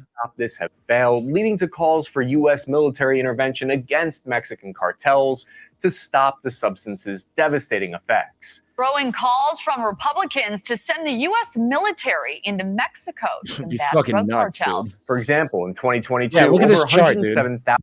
So they're in the Purdue show, they do a chart that looks something like this, right? That shows like crime and all these other stats, and it compares the opiate epidemic to the crack epidemic. I'll see if I can find that. 1,000 Americans died from overdoses in the United States, and fentanyl poisoning became the leading cause of death of Americans 18 to 45 years of. Dude, 18 to 45. The leading cause of death is fentanyl overdose for 18 to 45-year-old people in the United States. Let's run that back. For 107,000. Dude, look at these numbers. National drug-involved overdose deaths, 99 to 01. Look at 99, dude, 20,000. Bro, 106,000 in 2021. And then for women, they had, hardly nothing. It didn't even hit the 20,000. Americans died from overdoses in the United States, and fentanyl poisoning became the leading cause of death of Americans 18 to 45 years of age. A 2019 paper found that prescription opioids accounted for 44% of the decline in labor force participation among men. See, that's the point I'm trying to make. Did you hear that? Let me run that back real quick. 18 to 45 years of age. A 2019 paper found that prescription opioids accounted for 44% of the decline in labor force participation among men. In asymmetric warfare, that is the stat that we need to look at, my friends. Well, that's what I was saying. I was saying that, once they're hooked up on that heroin, right, the fentanyl is like, I don't know. Me personally, I know why I never did heroin, because I heard it killed motherfuckers. Stay away from the kill you drugs. Mm-hmm. You know what I'm saying? It's the first thing I asked when I ever tried a drug. Has anybody ever died from this? Mm-hmm. You know what I'm saying? Like when I first did acid, I was like, I don't know, dog. I don't want to die. And they're like, no one's ever died from acid. Okay, I'll try it. Mm-hmm. Can't say that with heroin. You can't say no one's ever died. You can't say no one's ever died trying it for the first time. Mm-hmm. Well, dude, the thing was, though, and I will say this, right? Yes, heroin, and let's, I just want to throw out a couple of facts, right? Real heroin, good heroin, they call it number 4, right? Which is Afghanistan heroin, like brown heroin that we get like on the East Coast, right? Yeah, this kid knows too much. So that heroin, right? If it's good and it's clean, right? You kind of need to do not necessarily a lot, but you need to do more, like a lot more than a normal dose to kill you, right? And it's like the same thing, dude. If you do an Oxy 80, right? Or you do a half line of heroin, you're going to have more opiate in the Oxy 80, and it won't kill you. You know what I mean? But usually what it is it's the heroin combined with other drugs, or it's actually the fentanyl, which is a much stronger chemical than regular heroin.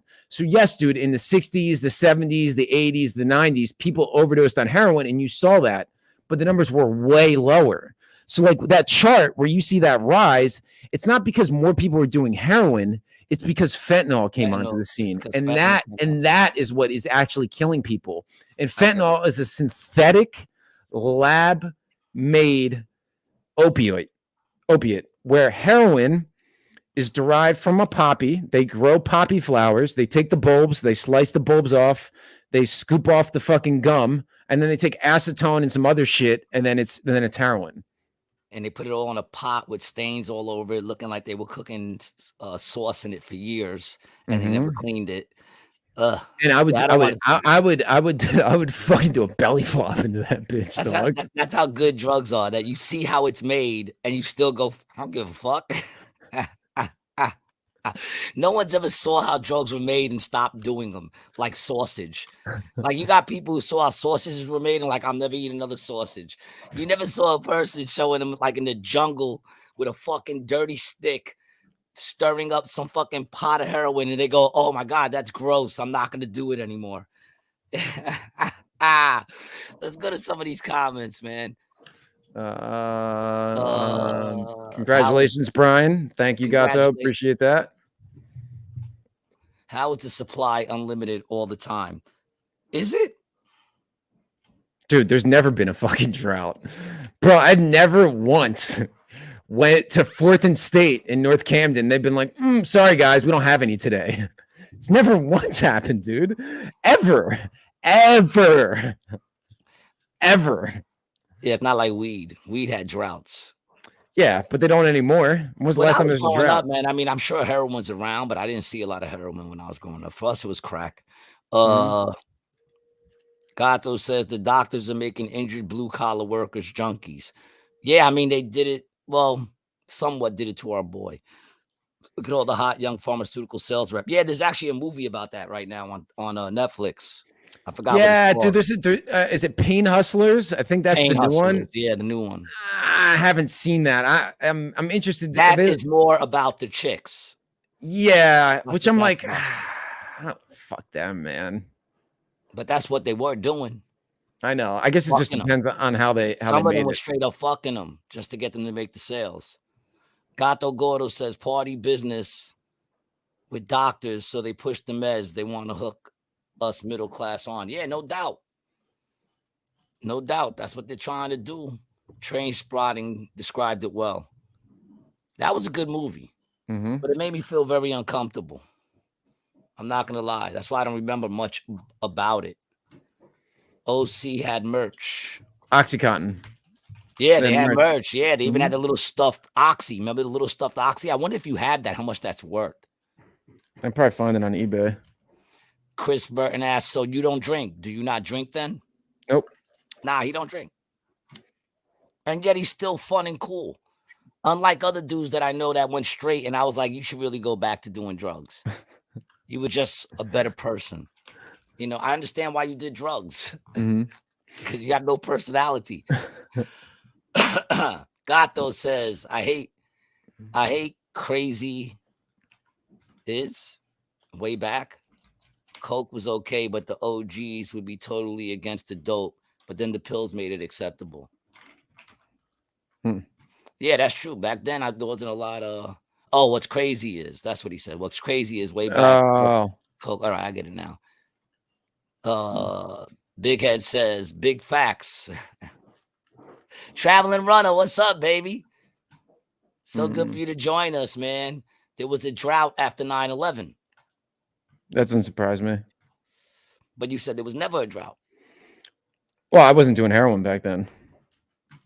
Gato says you never really went looking for a G. Nah, I didn't, man. I actually never went looking for drugs. That's why I was kind of a drug addict, because it was like anything but heroin. If you had it, you know, I would pretty much try it. Talking about G, Chris Burton. He's asking if you drink, G. Oh, me? Yeah, I drink every night. I have at least 2 drinks a night. Oh, do you? I didn't know that.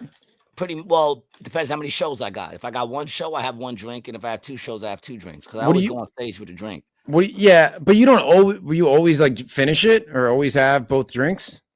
No, I usually do 1 drink. If I have 1 show, I'll do 1 drink. If I have 2 shows, I'll do 2. Do you finish it every time too? Usually, pretty or much, no? Yeah. What I do now is I just tell them, listen, give me a little bit. I just don't want to drink soda. Right. So if you put a splash of liquor in there, then it's a drink. Right. You know what I'm saying? So like, yeah, nowadays I don't get drunk. I haven't been drunk in the longest. Oh, you said you won't do anything that can kill you. Yeah, I guess drinking can kill you. I guess. You know, but I don't I don't drink a lot. I don't drink enough to kill me. I don't do enough of anything really to kill me. I don't think. Like, I always bug out on how people die overdose on, well, other than fentanyl, but even before fentanyl, people were dying from doing too much cocaine, weren't they? Or were they like speedballing it? Speedballing it, I can get how you died, but like, how much cocaine are you sniffing that you OD'd on cocaine? That's a lot of cocaine to be sniffing. I'm 5'4", 125. I've done a fair amount of cocaine in my life. So whenever I hear someone was sniffing cocaine and they died from sniffing, I'm like, how much cocaine were they sniffing? It had to be a heart attack or something, right? Yeah, I guess, right? And I got a heart murmur. So it always, how much were you sniffing? The Traveling Runner says Requiem for a Dream was good too. Dude, I knew a chick who loved that movie. I didn't get it. I was like, yeah, it's a good movie, but it's completely dark. It's a dark movie. It's a down movie. You don't feel good watching that movie. Yeah, doesn't he saws his arm off at the end, right? Doesn't he have to get his arm amputated at the end of that movie? I don't remember because I'm pretty sure that's how it ends. It was all about heroin, right? Requiem for a Dream. Yeah. Well, he loses his arm at the end. It was about addiction because the mother was addicted to like buying shit on QVC or something like that, right? Yeah, so it was like pretty much about addiction. And I think she was eating speed pills too in that movie. Probably, yeah. And then that's the one with the girlfriend that she goes to that party and gets tossed out with that other chick. They make her like bang that other chick in front of all those rich dudes. Yeah, that movie was yes, in the dark, like it's like a New York City, like methy, like a crystal meth kind of fuck fest, right? Like it's a party Spank would have. That's what that reminds me of, dude. Anytime Spank is saying he's throwing something, that's what I envision. And I'd be in the kitchen going, "This ain't right, man. This ain't fucking right at all, yo." I'll be going, "Nah, dude, this ain't right. This shit is not right." But that movie's like, I don't get people who want to watch movies like that more than once. I saw it. It was a good movie. Never need to see it again. Yeah. It's like there's a movie called Once Were Warriors. Yeah. Great movie. I saw it twice. That's one time too many. You know what I'm saying? Like, it's a great movie. I think it's Australia. And they show like it's like supposed to be like this like typical whatever family in Australia. And these motherfuckers, when they drink, they go to the bar, they give them whole 40s. Like they pull up and everybody gets their own 40, and then they bring in rounds and rounds of 40s. It's insane. It's a great movie, but you only need to see it once. Right. I don't get people who watch Titanic. They're like, I watched it 80 times. You do realize a bunch of people die in that movie, right? Gato says that refrigerator chasing her still scared me away from drugs. Yeah, man. There's just shit that I don't know, man. I never. Yeah. So it was, the son was a heroin addict and his girlfriend too. Yeah. And then it was the mom. She received a call that she's been invited to appear on a game show. And that's when she decided to get thin, and she was taking the amphetamine pills, which gave her the amphetamine psychosis. Right? That's what it was. That movie was dark as fuck, man. Big Head says, never was a shortage in Big C. Just glad I made it out. I'm talking about Camden. Yeah, man. Glad you made it out too, dog. Yeah. You know, big heads, dude, and his lady Eliza, man, they helped me out a lot back in the day. When you get out the hood, she would go, "Yo, he made it out the hood, son. He ain't never came back." Yeah, that's why people get out the fucking hood, so they don't have to go back. Sorry, I mean, if you got money, you can send some money, hook up some spots and shit. But you get, isn't that what everybody's striving for? Unless the people who gave up, but everybody else who actually has some sort of hopes and dreams, they're trying to get out the hood. Right. Why? To go back and then realize there's a stench that you didn't realize was there because you lived there and you were inhaling all that stench all your life. I mean, I love my hood and I go back every now and then, but if you don't see me, I moved out, I got out. Raymond says, Brian, honestly, you're an inspiration and a walking encyclopedia, and personally never dealt with hard drugs myself, but have very close family members who are still deep in the abyss of that world you came out of. I pray you never, ever fall back into that hell of a world, and your mindset and growth is truly inspirational, dude. Much respect to you. Oh, he's not going to go back to that, dog. I'll fuck him up. Because now if he does it, he affects me. He's not just he's not affected himself, man. But dude, that really, I have to give a lot of credit to video production for giving me something to honestly be addicted to, more or less, or something else to be like, this is what I want to spend my time doing.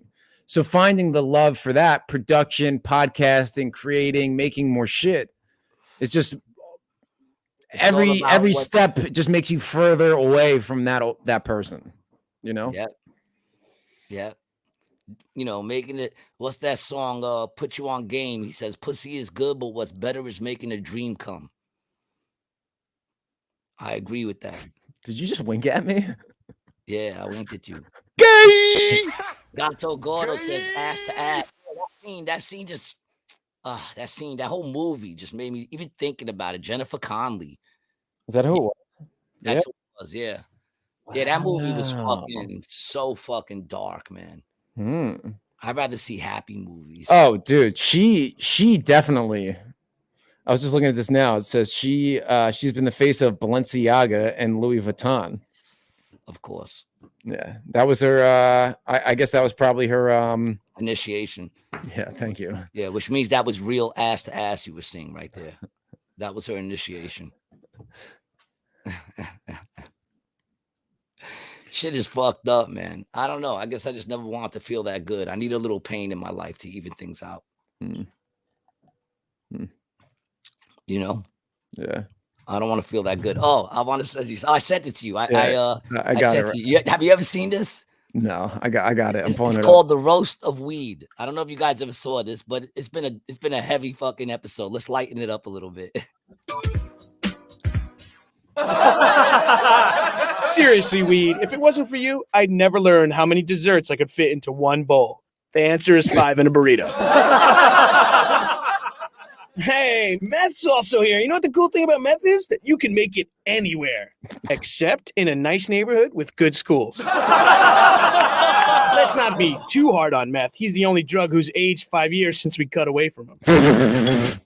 Oh, Jesus. Even I couldn't make that look good. Oh, guys, shit. It's a blast, and I look forward to seeing you all again at Andy Dick's Christmas party.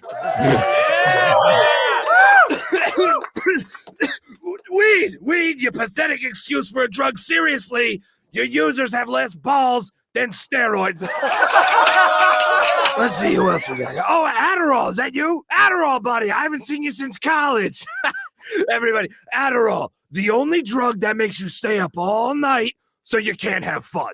Yeah. And opium, how the hell did you hear about this?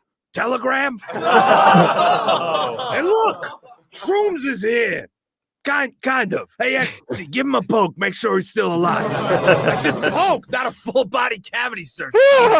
My God, somebody toss that kid a glow stick or something. But seriously, Weed, I don't know what we'd do without you. Besides move out of our parents' basement. Next up, don't call it a flashback. Straight from the pocket of your uncle's denim jacket, it's LSD. The funny thing about Weed is there's always a giant spider demon standing 3 feet behind him. This next joke is just for the spiders under my skin. Oh, all right. Okay, moving on. Next up, he might not be the most popular drug here tonight, but he has the best celebrity endorsements. Give it up for cocaine. Hey, yeah, I'm here. Just had to use the bathroom real quick. Peyote came all the way from Mexico to be here. He said the trip was really uncomfortable because he had a condom full of me stuffed up his ass. Weed, you make Tim and Eric funny. Frozen pizza tastes good and fish sound like music. Is there anything you can't do besides get a job? Beer, beer, boo, pop. Weed, you may have a TV show, and Meth, you may have a good TV show, but I had a whole decade. She don't lie. She don't lie. Me. That's Eric Clapton. Hey, what's up, everybody? It's me, Heroin. When did you get out of jail? Weed's here. Weed's so great, I bet he'd lend me $500. Meth's here. Meth's so great, I bet he'd lend me $500. Are you wearing a wire? Everybody freeze! I didn't do anything wrong. Look, everyone here is over 21, except for Whippets, but he had a really good fake. Shut up. You, Tobacco, and Ambien can leave. Oh, thank God. Now, as for the rest of you, you're all going away for a long, long... Yo. Yo, who made that, man? We got to give props to whoever made that. College humor. Yo, that shit is great. Yo. He said, weed's here. Weed's so great. I bet he'd lend me $500. That's fucking great, yo. And the Adderall one was good too. Traveling Run, hilarious, right? Yeah, man. I thought you guys would enjoy that. A little break from all the heavy shit that Brian's always talking about. But Brian, you are an inspiration, dog. I tell you constantly, man. You know, here's another rated G gay moment, man. You know, I'm glad you're in my life, dog. You're a good dude, and you definitely have been, you know, pretty good for my career. Yeah. If that's what you want to call it. Likewise. I hope. Likewise. I hope it's likewise. Dude, it's pretty cool, bro. It was funny when I was uploading the episode last night. I was like, dude, this is 176. Really? Yeah, dude. Wow. Yeah.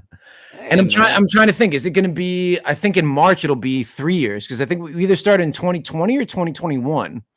I think it was like the ending of 2020, right when they started opening up a couple of things and you guys started letting people come over. You know, Traveling Runner. Don't hate Traveling Runner. Traveling Runner got jealous, I think, dude. He still loves you, Traveling, man. You're his dog. Get a room, you two. Yeah, I'm trying to see when we posted 172, man. That's fucking good. It was 2 years ago. 176, bro. And only getting better. And just so you guys know, it's very early in the works, but it is looking like we will be doing a rated G live podcast out here, at least in Atlantic City. So we'll let you know about that. We're working out the logistics on that.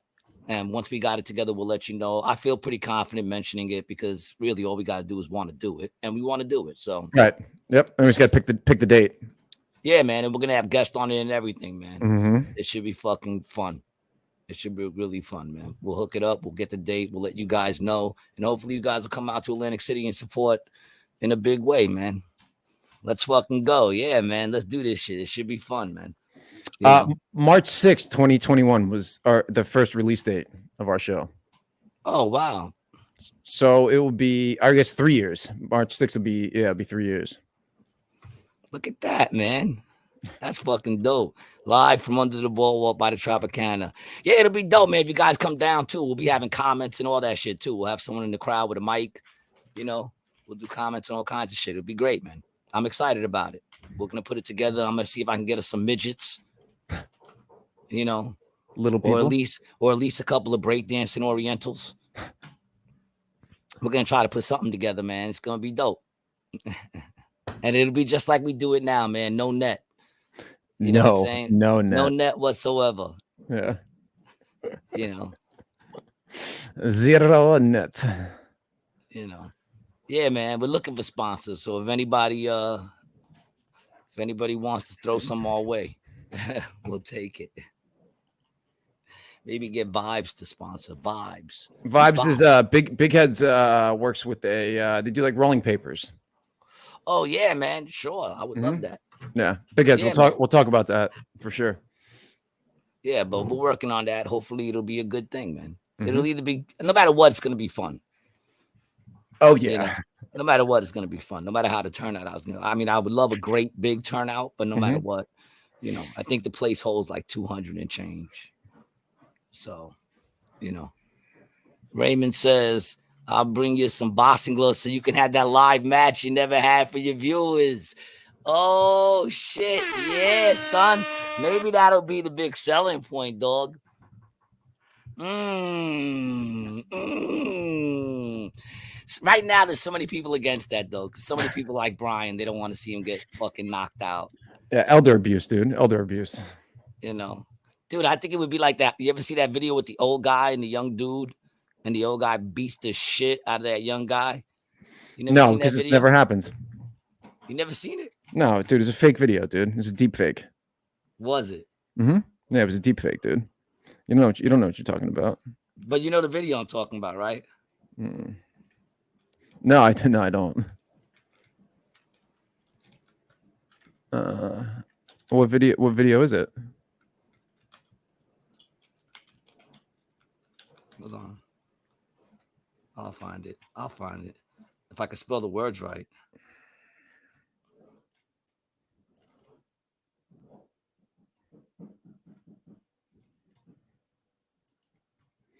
If I could spell the words right.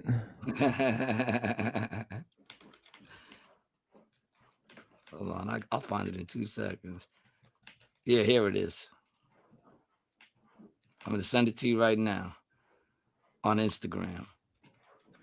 I just sent it to you. This is pretty much what you would be in for.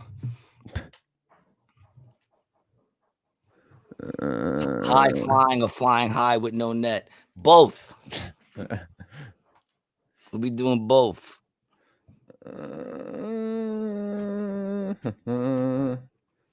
It's on your Brian T. Licata one. Oh no, on your Brian Licata one. Brian, the video guy? No, Brian Licata just says. No, I don't. Yeah, I didn't get it. What do you mean you didn't get it? You said, here, let me see what you sent it to. I sent it to Brian Licata. Brian T. Licata? It just says Brian Licata, dog. You're an asshole. I'm an asshole. It just says, oh no, Brian the video guy. Yeah, all right. You're right. You're right. What? So I was wrong. A motherfucker can't be wrong. See, this is why people don't like to admit when they're wrong, because it's like you admit it and motherfuckers still got to try. No. You didn't admit you were wrong. I asked you multiple times to verify that you were incorrect, and you doubled down. Did you become a liberal? I think you're the liberal over the week. You're the one that's yelling. I was trying to come to you with some sort of receipt, and then when I tried to bring it up, you were like, "No, I'm You asked me a question, and I was. You know what? Look, let me show you why I said that. Because when you look at your thing, it just says Brian Licata. Shh. We're watching a video. Shh. This is all right. This is gonna be Brian and me right here. I'm the old guy, of course.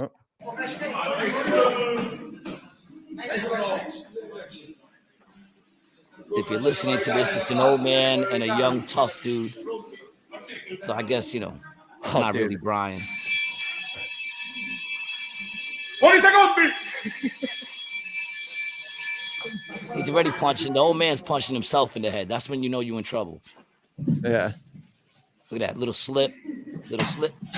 Bro, he's throwing haymakers, dog. Oh! All right, Brian, remember that. Remember that, Brian, because I'm not going to stop. Mm-hmm. Just remember that. Keep sleeping on us old dudes. They don't make them like us no more, dog. All right? You got bullied online. I got bullied in 3D. I'm not like you and you're not like me.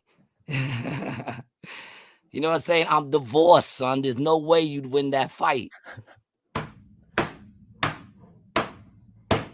You do have a lot more pain. You have more pain. No idea the pain. Yeah, pain. Yeah. That would be unleashed on you, man. I'd start screaming things at you that you'd be like, I have no idea what you mean.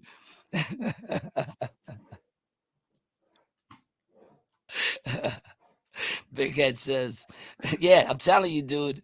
Tell him, G. Text green, game over. Text green, game over. I think that's an emoji on YouTube or something that just doesn't come through. Doesn't come through. Yeah. Yeah, nah, dude. That's literally what would happen. Because you right away are sleeping already. Yeah. You don't understand that I am freakishly strong. And it was good. What's up, baby? Yeah, you're like an ant that they're like surprised that the ant can live like 600 times its body weight, dude, which for you is really only like 12 pounds. When I did construction, I used to take fucking tubs.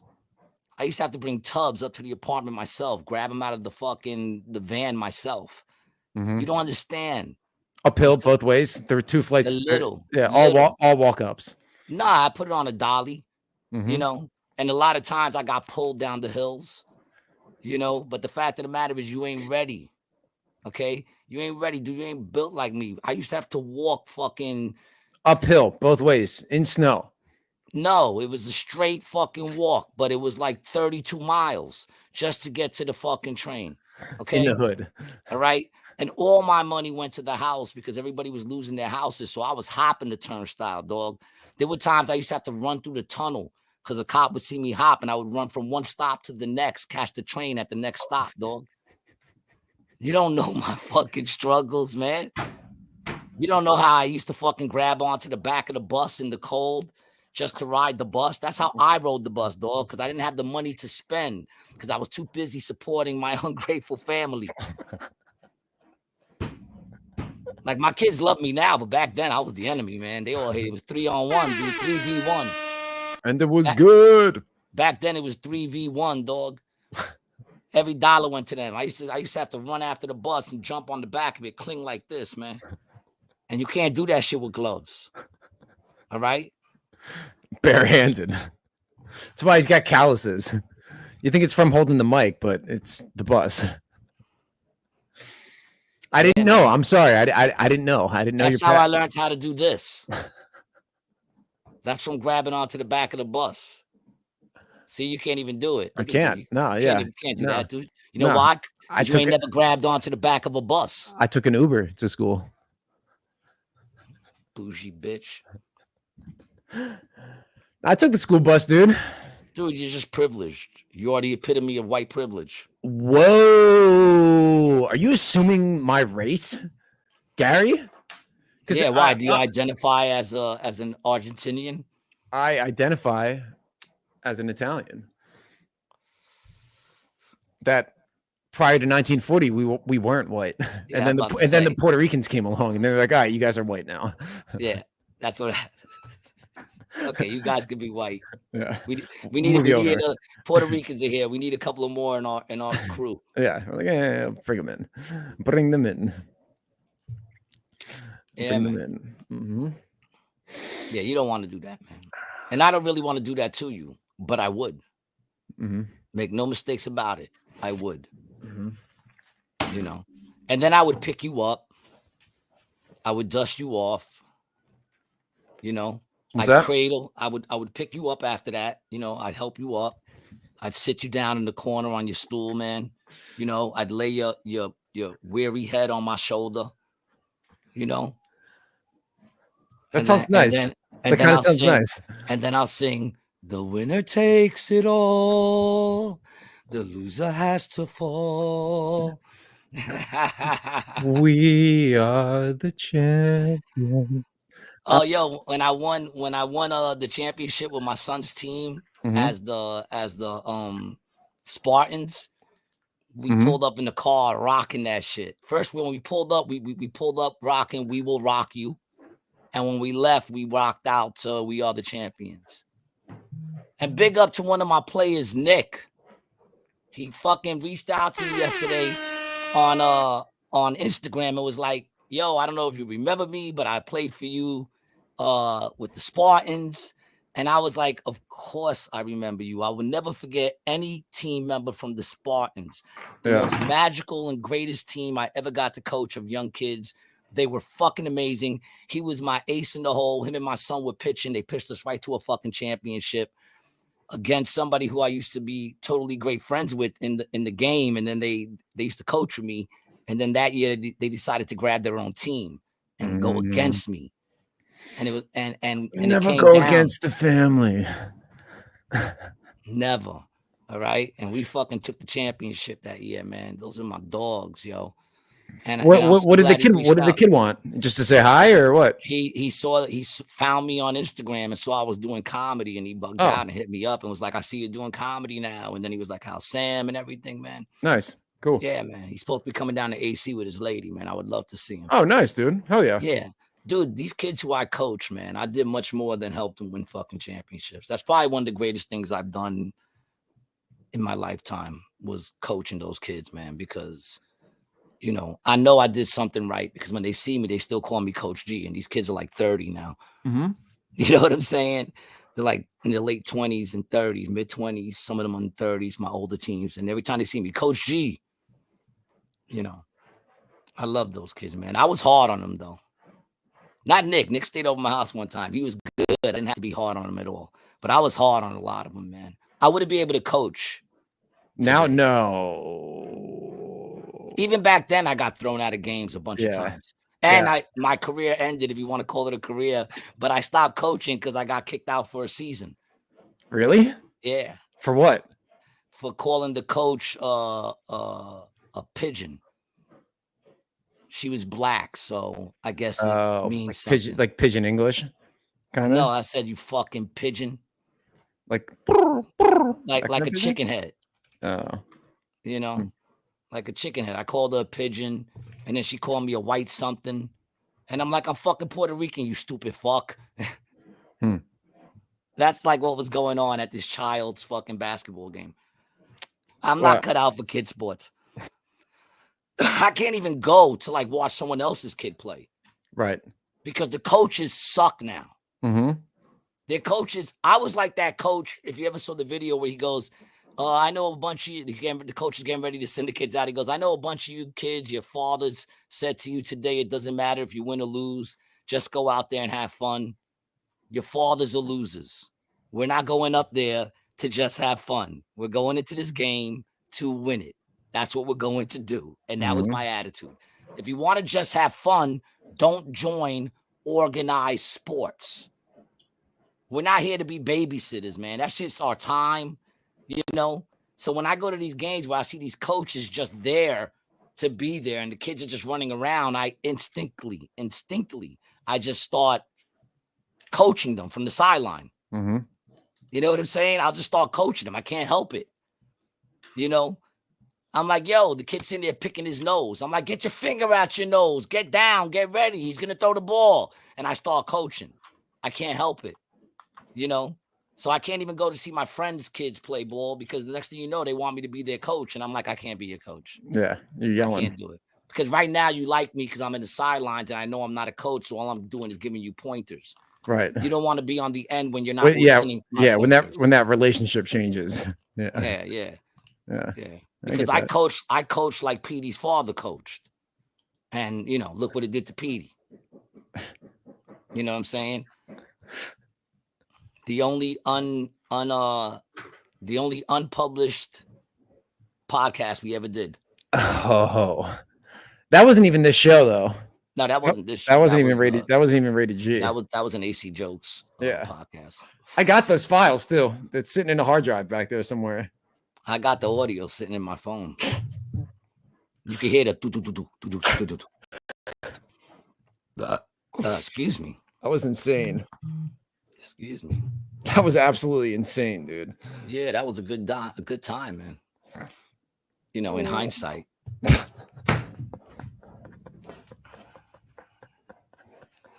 It was a lot of fun. Yeah, man. I'm on the show tonight, man. Yeah. What you got going on tonight? Well, I'm supposed to bring my car to Honda because they're supposed to try to get that dent out for me. Mm-hmm. But I gotta call my man and see if I still got time to do that.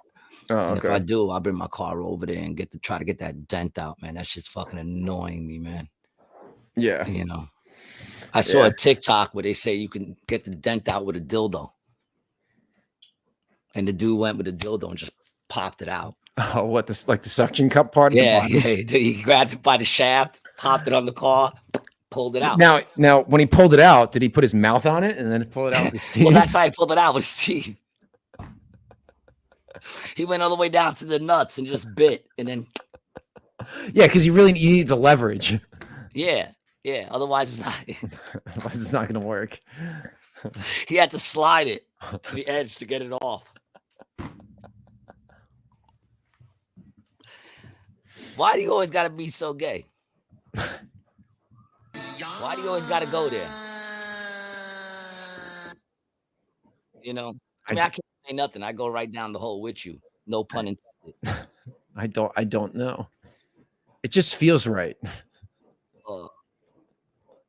That felt wrong. Gay. It's the best sound effect on planet Earth. I love it. What do you got going on? You said you got some meetings coming on today. You got. Oh, dude, yo, I'm driving to Vegas tomorrow. How far is that drive? It's gonna take me. Well, it's really like 8 to 9 hours, but I'm gonna drive tomorrow and stop by my boy Burton's house. Who was just commenting on the show. I'm gonna go see him. And I have a Christmas gift for his daughter that I want to drop off. And he's kind of, it's not like really on the way to Vegas, but it's like I can kind of make it on the way. So I'll drive there first, spend the night, and then wake up in the morning and then drive Thursday down to Vegas. So I'm thinking for a show, we either do Thursday, I can do it on the road, or Friday from the hotel in Vegas. If you're in. Of course I'm in, dude. You're the one that's traveling. Yeah. The other one that cancels shows. I know. And then that's not true. I've had to cancel. Yeah, I know. But then starting next Wednesday, I'll be in Jersey until New Year's. So we will be doing in-person shows. Oh yeah, man, that'll be dope. And also we'll also be hooking up that live shit. So yeah, like it's gonna come quick. If we do it, we're gonna do it quick. Yeah, no pun intended. Yeah, it's gonna come quick. Probably first, second week or second, third week of December. Yeah, we'll start putting it together now. We'll start putting it together now and working on it. And we'll keep you guys informed. I hope whoever's around can come, man. And if anybody actually travels to get here, like more than from like New York or some shit like that, or Philly, like if you travel to get here, man, that'll be fucking amazing. We would really appreciate that. Brian will go and get a tattoo of whatever you want him to on his shoulder. It'll have to be the size of like I'm not allowed to get any tattoos. Oh, because then you can't be buried in a Jewish cemetery. No. My mom said I'm not allowed to get any. Oh, okay. And I owe her money. So she said I'm not allowed to get any tattoos. Well, I mean, really, the truth of the matter is, where are you going to pay her back? Where are you going to put it? You're so skinny, we'd have to put pinstripes on you. That's the only tattoo we could put on you, pinstripes. We could turn you into a Yankee uniform.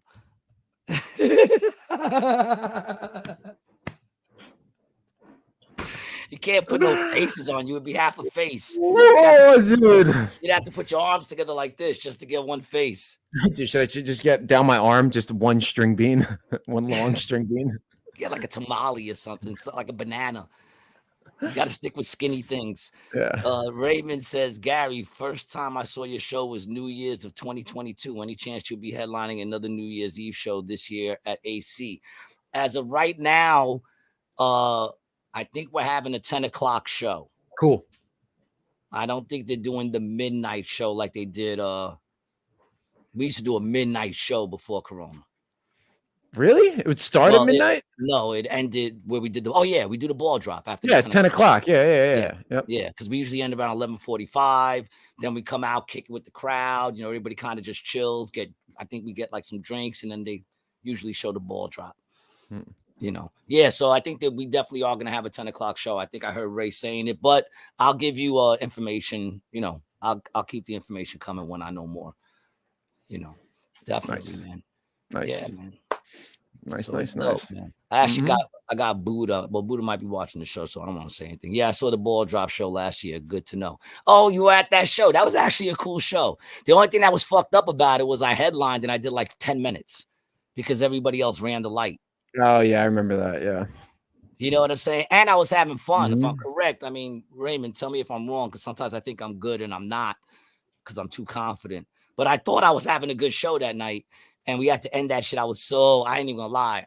I was a little upset about that because I was the headliner and I did the least amount of time because everybody decided to run the light. The host decided to do I don't remember who was hosting, but he was doing time in between every comedian.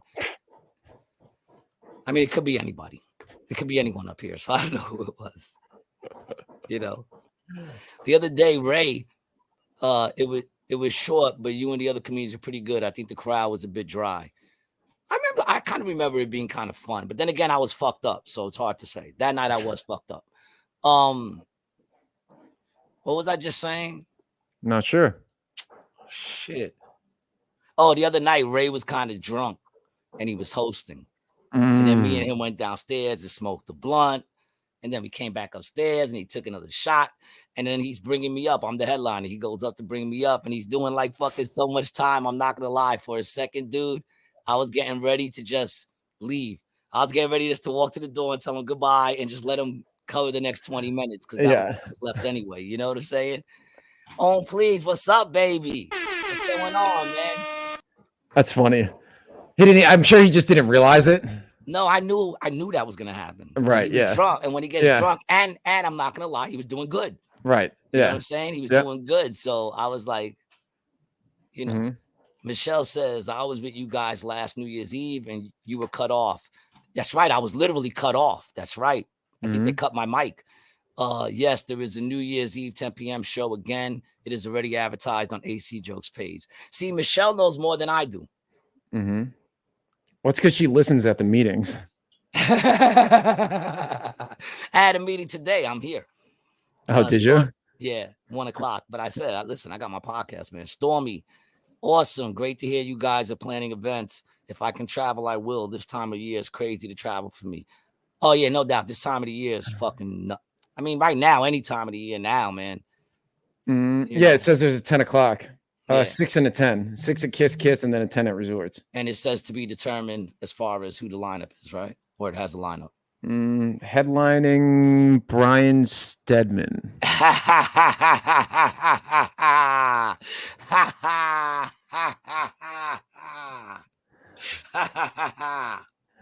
That's fun. I thought you would like that. No, Ray. Dude, I actually want to give a shout out to I don't know if it's Ray or Eric. It looks like they redid the AC Jokes website, and it looks nice. So shout out to those guys. I don't know if they did it or they paid somebody. Was it Eric? Eric and Ray? Yeah. He knows how to do all that shit. It looks great. I saw it the other day. Good work, E. If that was you, bro. Good shit. It looks nice. It looks much better than it did before. Stormy, are you asking who Ray is, or do you know who Ray is? Ray is one of the owners of AC Jokes and a fellow comedian out here. So being an owner, they do whatever they want to do. They tend to do as much time as they want. They don't give a shit, which is fine. You know what I'm saying? My pay is still the same. My pay is still the same. So whatever. The other day I got bumped and I was the headliner. Who bumped you? I got bumped by Tate. Oh, really? I was getting ready to go up and they said, yo, hold on, man. We're going to put Tate up first. And I was like, you're bumping me? I'm the headliner. But big up to Tate. I love you, dog. If I'm going to get bumped, I'd rather it be from you. Yeah. Love Tate, dude. Haven't seen him in a while. No homo. Now I got to keep saying that. This has been another rated game. Butters is fucking. He hasn't been back. One run and he hasn't been back. Well, we miss you, Butters. We hope you come back for some more of your beautiful intellectual comments. Stormy, I was asking who Ray is. Thanks for asking. Yeah, that's what I thought. Yeah, Ray's one of the comedians out here. And I will say, man, I'm seeing him grow. And it's actually fun to watch him get better and better. Yeah. It is. I want my people to shine. I'm a hater, but I'm not a hater. You know what I'm saying? I want my people to shine, man. I want to see my people do good. I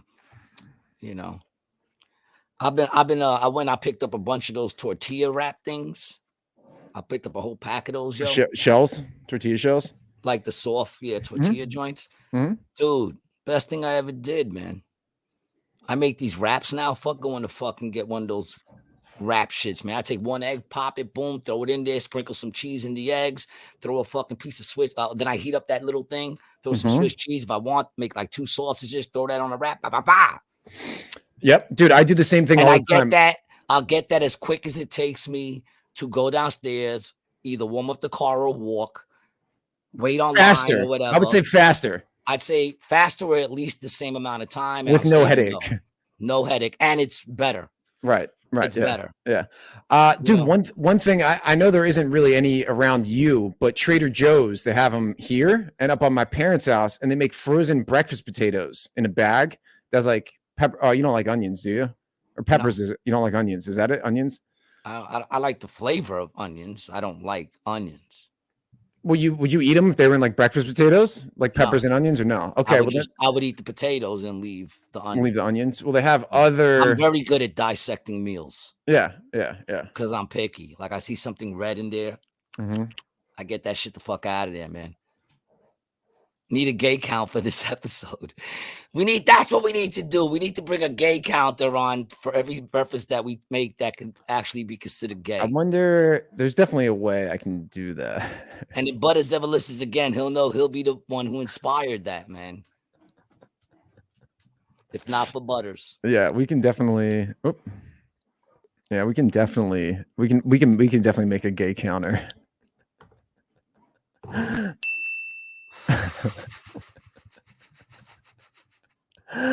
Yeah, I gotta figure out how to do that. That's one thing, dude. When we're when I'm home and we're doing some live shows, I'm gonna set up 3 cameras and I want to try to produce it a little bit differently when we do like in-person shows. Yeah, when I did the John podcast, I think they went live, but he would switch cameras live right there. And I have the switcher, and I think when we do Zoom, this is definitely the way to do it. But I think when we do live, if I have one camera on you, one camera on me, and then I have a 2-shot so we can see both of us, and then the 4th camera is the laptop with all the information on it, and then we could do it and then have a monitor so me and you could see it.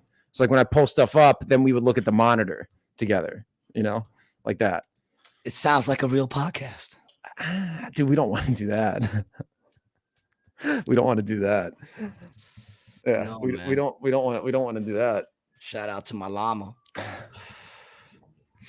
I want to put him somewhere where you could see him on the screen, but where can I put him? I'll figure it out. Right on top of the mic. Just set him on top of the mic. Does he sit there? Nah, I'll put the cat that my daughter got me on top of the mic.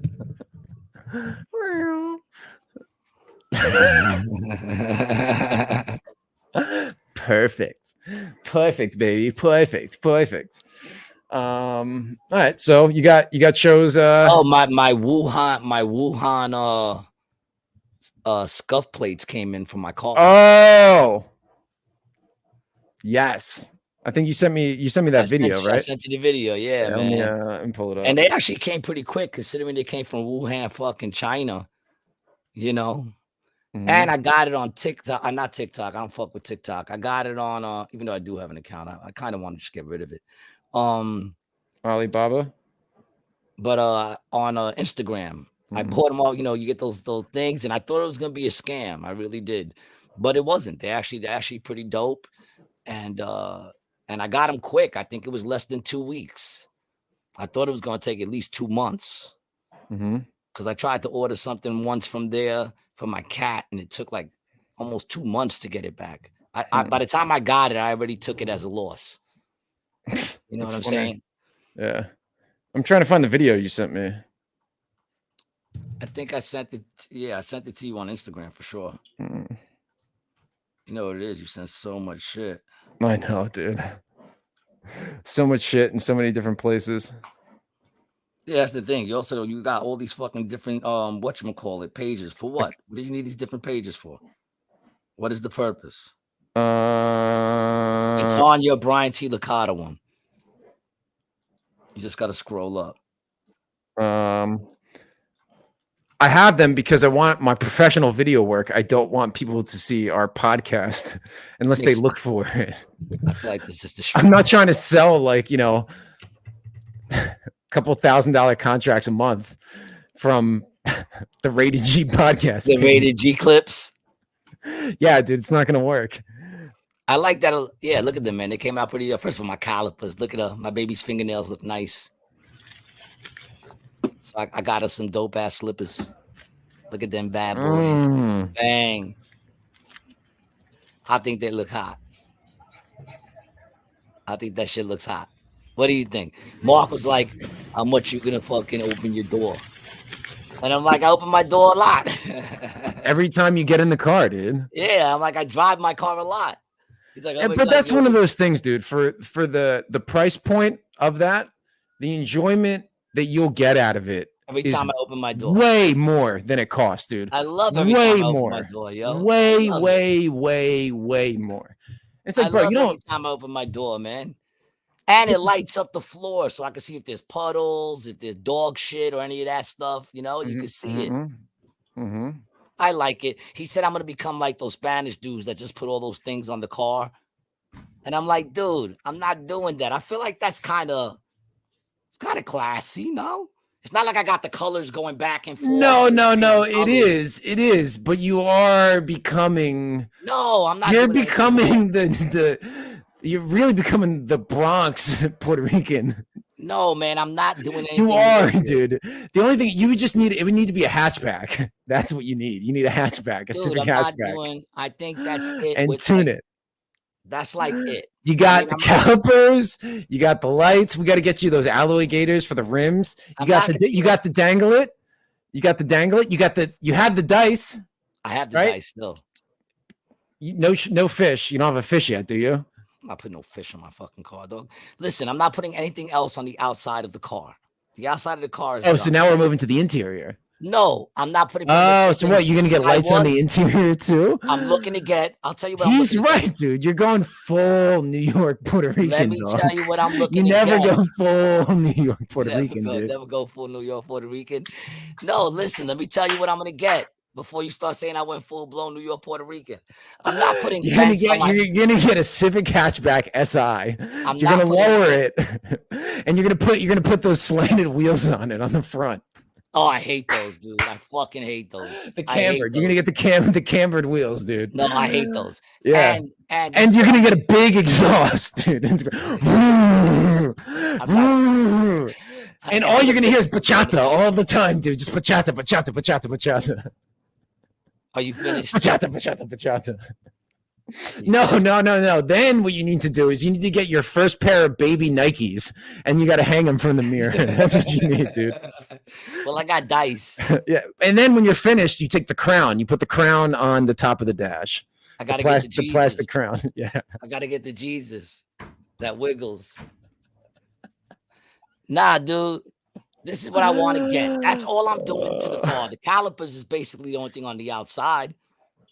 That's when the door opens up. I got a little thing right there.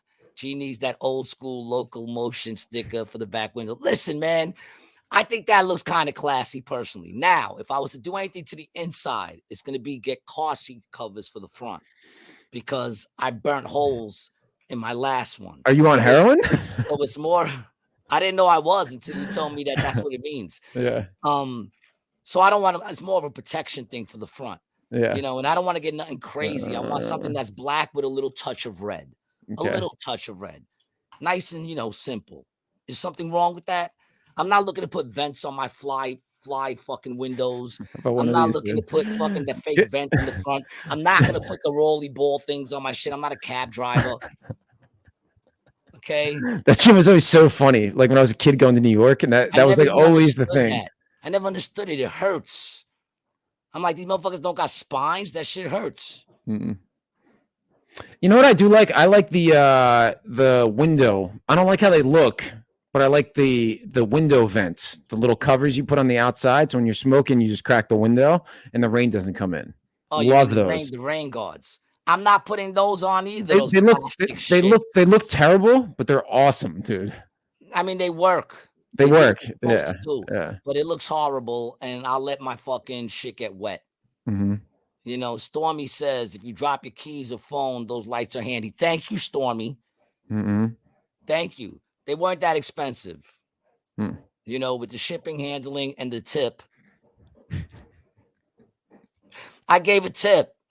It was coming from Wuhan, China. I said, fuck it. I gave a $2 tip thinking maybe they'll, push it to the front. $2 tip, dude.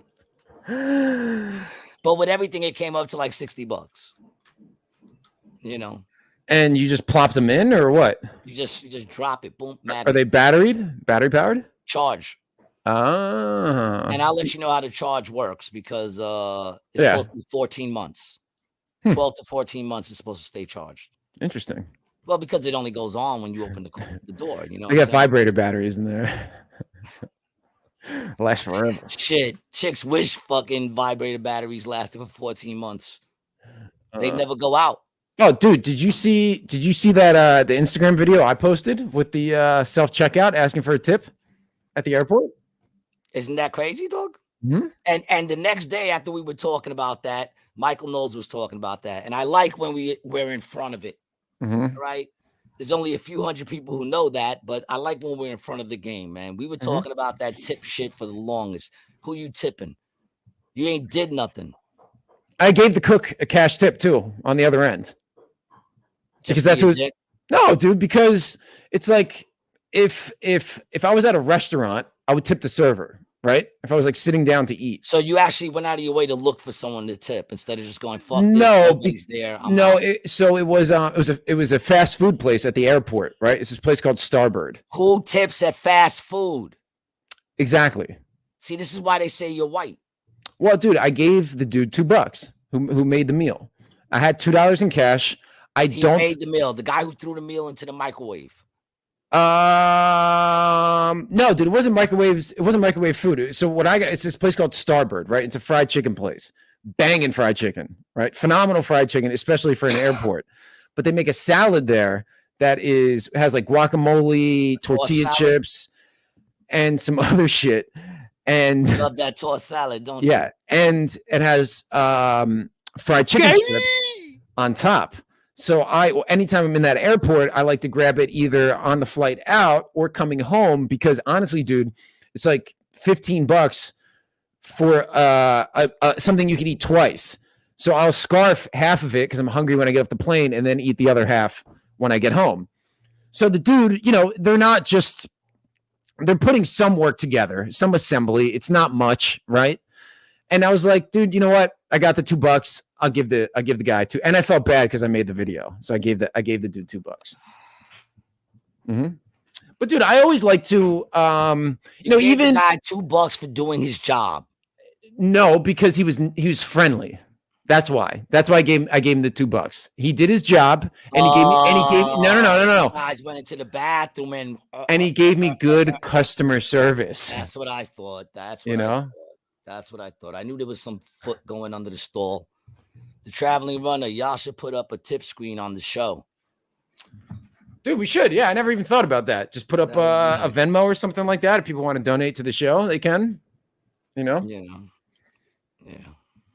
Whatever, man. I'm over here complaining about tips, and now you want to put up a tip screen. We should do it, though. That would be a good way to support the show. Tip for what? They were doing the show for free anyway. Don't you get paid to do the show? Why are we tipping you? You're supposed to talk. Yeah, you're supposed to talk. Yeah, we didn't tell you to start a podcast. No one told us. They actually told us not to. Yeah, I mean, the truth is we need them more than they need us. That's true. It's a terrible place to be. That's true. That's the power you guys got. That's why we're always so happy when you come back. We mean that shit, man. I'm more happy to see you guys than I am to see my kids. That's fucked up. That's not true. I love seeing my kids. I actually got 2 cool kids, man. And they got one hell of a father. The weak link is somewhere in there, but we're not going to.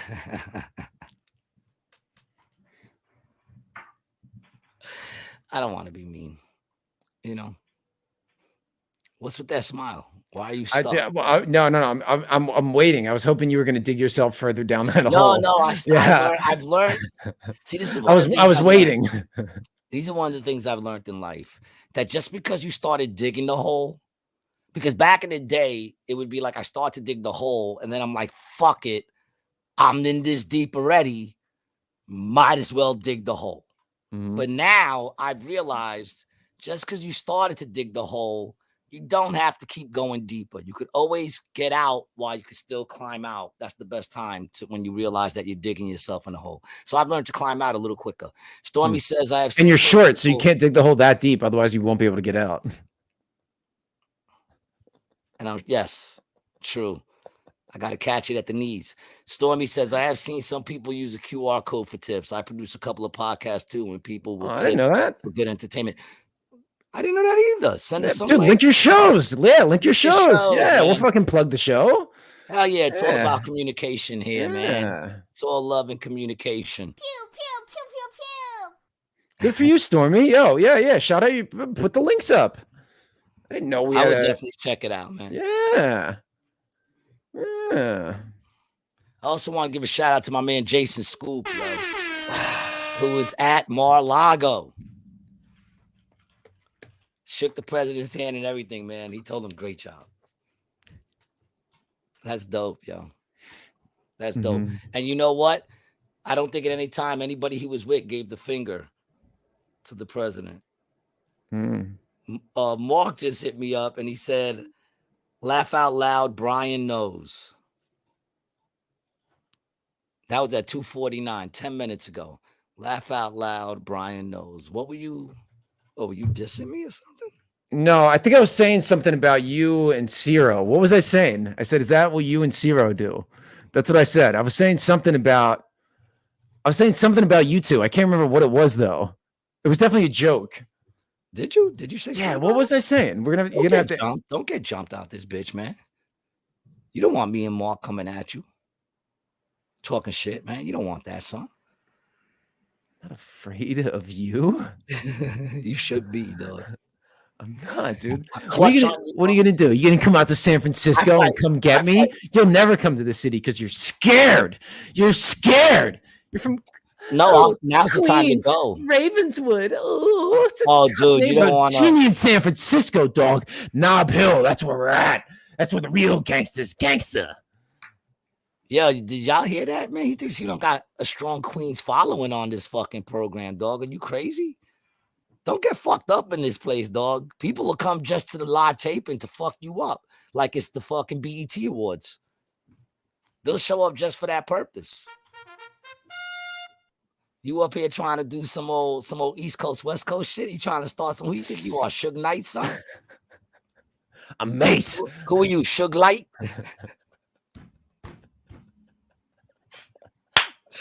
This is my boy Suge Light.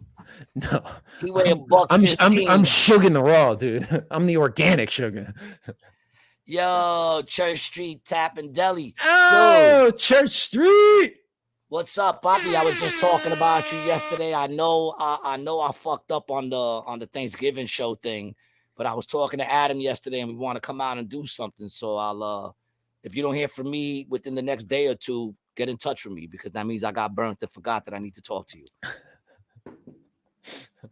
Michelle says, hello, I'm Queens too, babe. That's right. Dude, you don't want to go up against the Q. You crazy? Stormy says, thanks. One is called No Filter. No Filter, Andrew and Friends. It's a dude I made friends with that had cerebral palsy, and BF Live with Bobby Fran is another one. Both on YouTube. There you go. No Filter with Andrew and Friends. Yeah, good for you. Good for you, Stormy. 3.26 over here. She's killing it. Atta girl. Got some shows. Oh, yeah, man. I'm definitely going to check it. Yeah. What was the other one? I'll put the other one up. BF Live with Bobby Fran.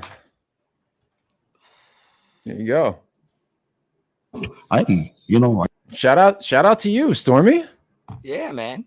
Yeah, shout out to you. Yeah, go check out our listeners. Our listeners have something to say. Yeah, man.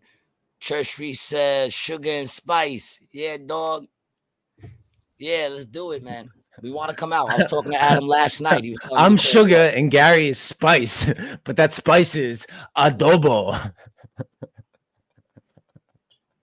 No? Not even a chuckle? Go to your room.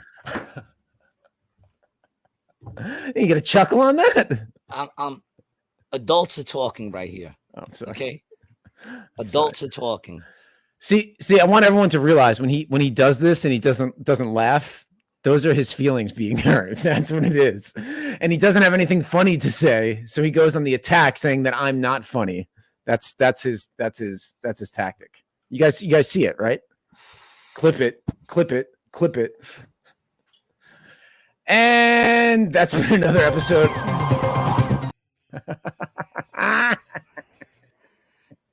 Stormy says, thanks. No Filter is definitely on an acquired taste. Anyone who was offended much probably shouldn't watch. I don't think anyone that's watching this, other than maybe Butters, is offended at anything. Yeah. I would hope not. I mean, Brian gets offended every now and then, but, Yeah, no doubt, baby, for sure. We like I said, we were talking about it's crazy, and I was thinking about you, and look at that, you popped on the show, man. Mm-hmm. That's things happening and connecting, man. You know. Oh man, yo. I think I gotta make another snack wrap. Yeah. Throw some mac and cheese on that shit too. Mm. Why not? It's just cheese. Hey, and this is gonna be You ever have mac and take. cheese? You ever had mac and cheese with a fried egg on top? No. Easy over. Oh, try that. You'll never be the same. I'm You want not a quick meal. Dude, try that. You'll never be the same. I'm not a big fan of mac and cheese. Well, anyone who likes mac and cheese, easy over egg on top. I'll make you a fan. You're not a big fan of chips either, right? Oh no, I love chips. I don't like flavored chips. You don't like except flavored the garlic chips. and onion. But you like the garlic and onion. And I picked up, like I told Sean I'll pick him up some. I picked them up some. Mm-hmm. I got hit up right away. You wasn't lying. Onion, garlic, potato chips. Dude, they're amazing. Yeah, they're amazing. They're amazing. I'm telling you right now, And mac and cheese with an easy over egg. You know, easy over. What do you mean easy over? Is it over easy? Is that what it is? Did I say it backwards? I'm dyslexic, man. Yeah, but it's Right? it's an easy egg over the mac and cheese. Look, I don't know what the fuck y'all are talking about, but I will say this. You know what I mean. Brian, if Gary is spice, you're the bland parsley on the store rack. People reach over to grab the cilantro.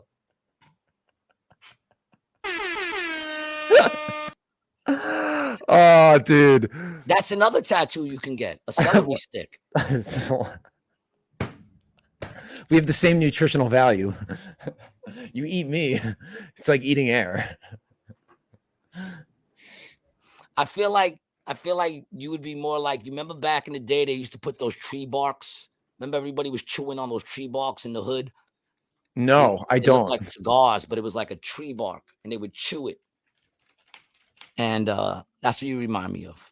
Why would they chew tree I'm probably bark? dating. I never understood why they did it, to be honest. I never understood, but I noticed that was a thing for a little while. I don't know if anyone remembers that. Maybe it was a Queens thing. But I noticed that they'd be chewing on like these little, they look like little cigars, but they weren't cigars. They would just chew it.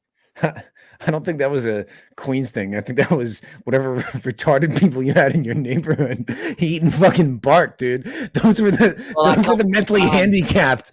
Those are the mentally handicapped gangbangers, dude. I do come from a time when people ate a lot of paint chips. You know, that wasn't odd. Their crew was called Downs with Queens. Eating paint chips, Downs with Queens. Yeah, dude, I remember. Yeah, they hit us with mad chemicals, man. Between the paint, right? I never ate paint chips. Dude, but they would just go out and spray aerosol bug spray, dude. We would be eating fucking tea, and a truck would come by as you're sitting there, no warning, and just spray you with bug spray. Yeah. Hold on. That's insane. I think they have some videos from like the 70s or something. Dude, I mean, heavy duty spray you. That's insane. I used to think, shouldn't they do that shit at night? Why do this during the day when everybody's walking around? Straight up poisoning people. Just straight up poisoning people. Yeah. No problem. Straight up. It kills bugs, but it don't kill you. Insecticide used to fight child paralysis. What, dude? What does that even mean? Dude, look at this thing. Dumping fucking gas, bro. That's how they used to come out. Whoa. That's how that shit would come out, bro. Yeah, right over the people. Look at that. That's good for the horses. Yeah, that's got to be good for the horses. Yeah, they would do that. You'd be sitting there. I mean, that's older than my days. A little bit. That's a little bit before my time. But even during my time, the trucks look nicer. But that's how they used to spray it. Just straight through. Insanity. You know what I'm saying? Insanity. Well, they're doing it now, dude. I'm sure they haven't changed. I'm sure they still do it. Yeah. They do it. They do it now. I mean, as recently as 2015. Which makes no sense to me because there's still bugs. Mm-hmm. You know what I'm saying? So is it really they're killing the bugs? Because there's still bugs. Mm-hmm. It's not like all summer long there's no bugs. You're still getting mosquito bites. You're still doing all that shit. So what the fuck? Who is it killing other than us? That's probably why I sound the way I do. It's got nothing to do with the blunts or the 50 years of Newports. Well, I mean, listen, it's hard to point fingers, but I'm saying, you know, I like to think it's an accumulation. It's not that hard. You know, when you point your finger at me, you got three fingers pointing right back at you, right? All right. You notice that. Even though I don't know what that means. The peace sign is just the trigger and the middle finger. But that's not the peace sign. I had this hippie lady teach me that in Ohio. I think I was in Ohio. It might have been. What is the peace sign? The peace sign is this. This is victory. Huh. This is peace, unity. What's this? Two in the pink, one in the stink. Live long and prosper. What side? Donald Trump just walked in. Hail to the chief. Hail to the chief.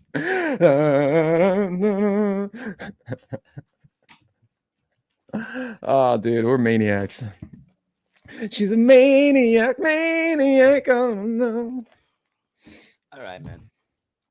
We Listen, good? I would love to chill with you guys all day, but I got to go see if I can get a dent pulled out of my car, man.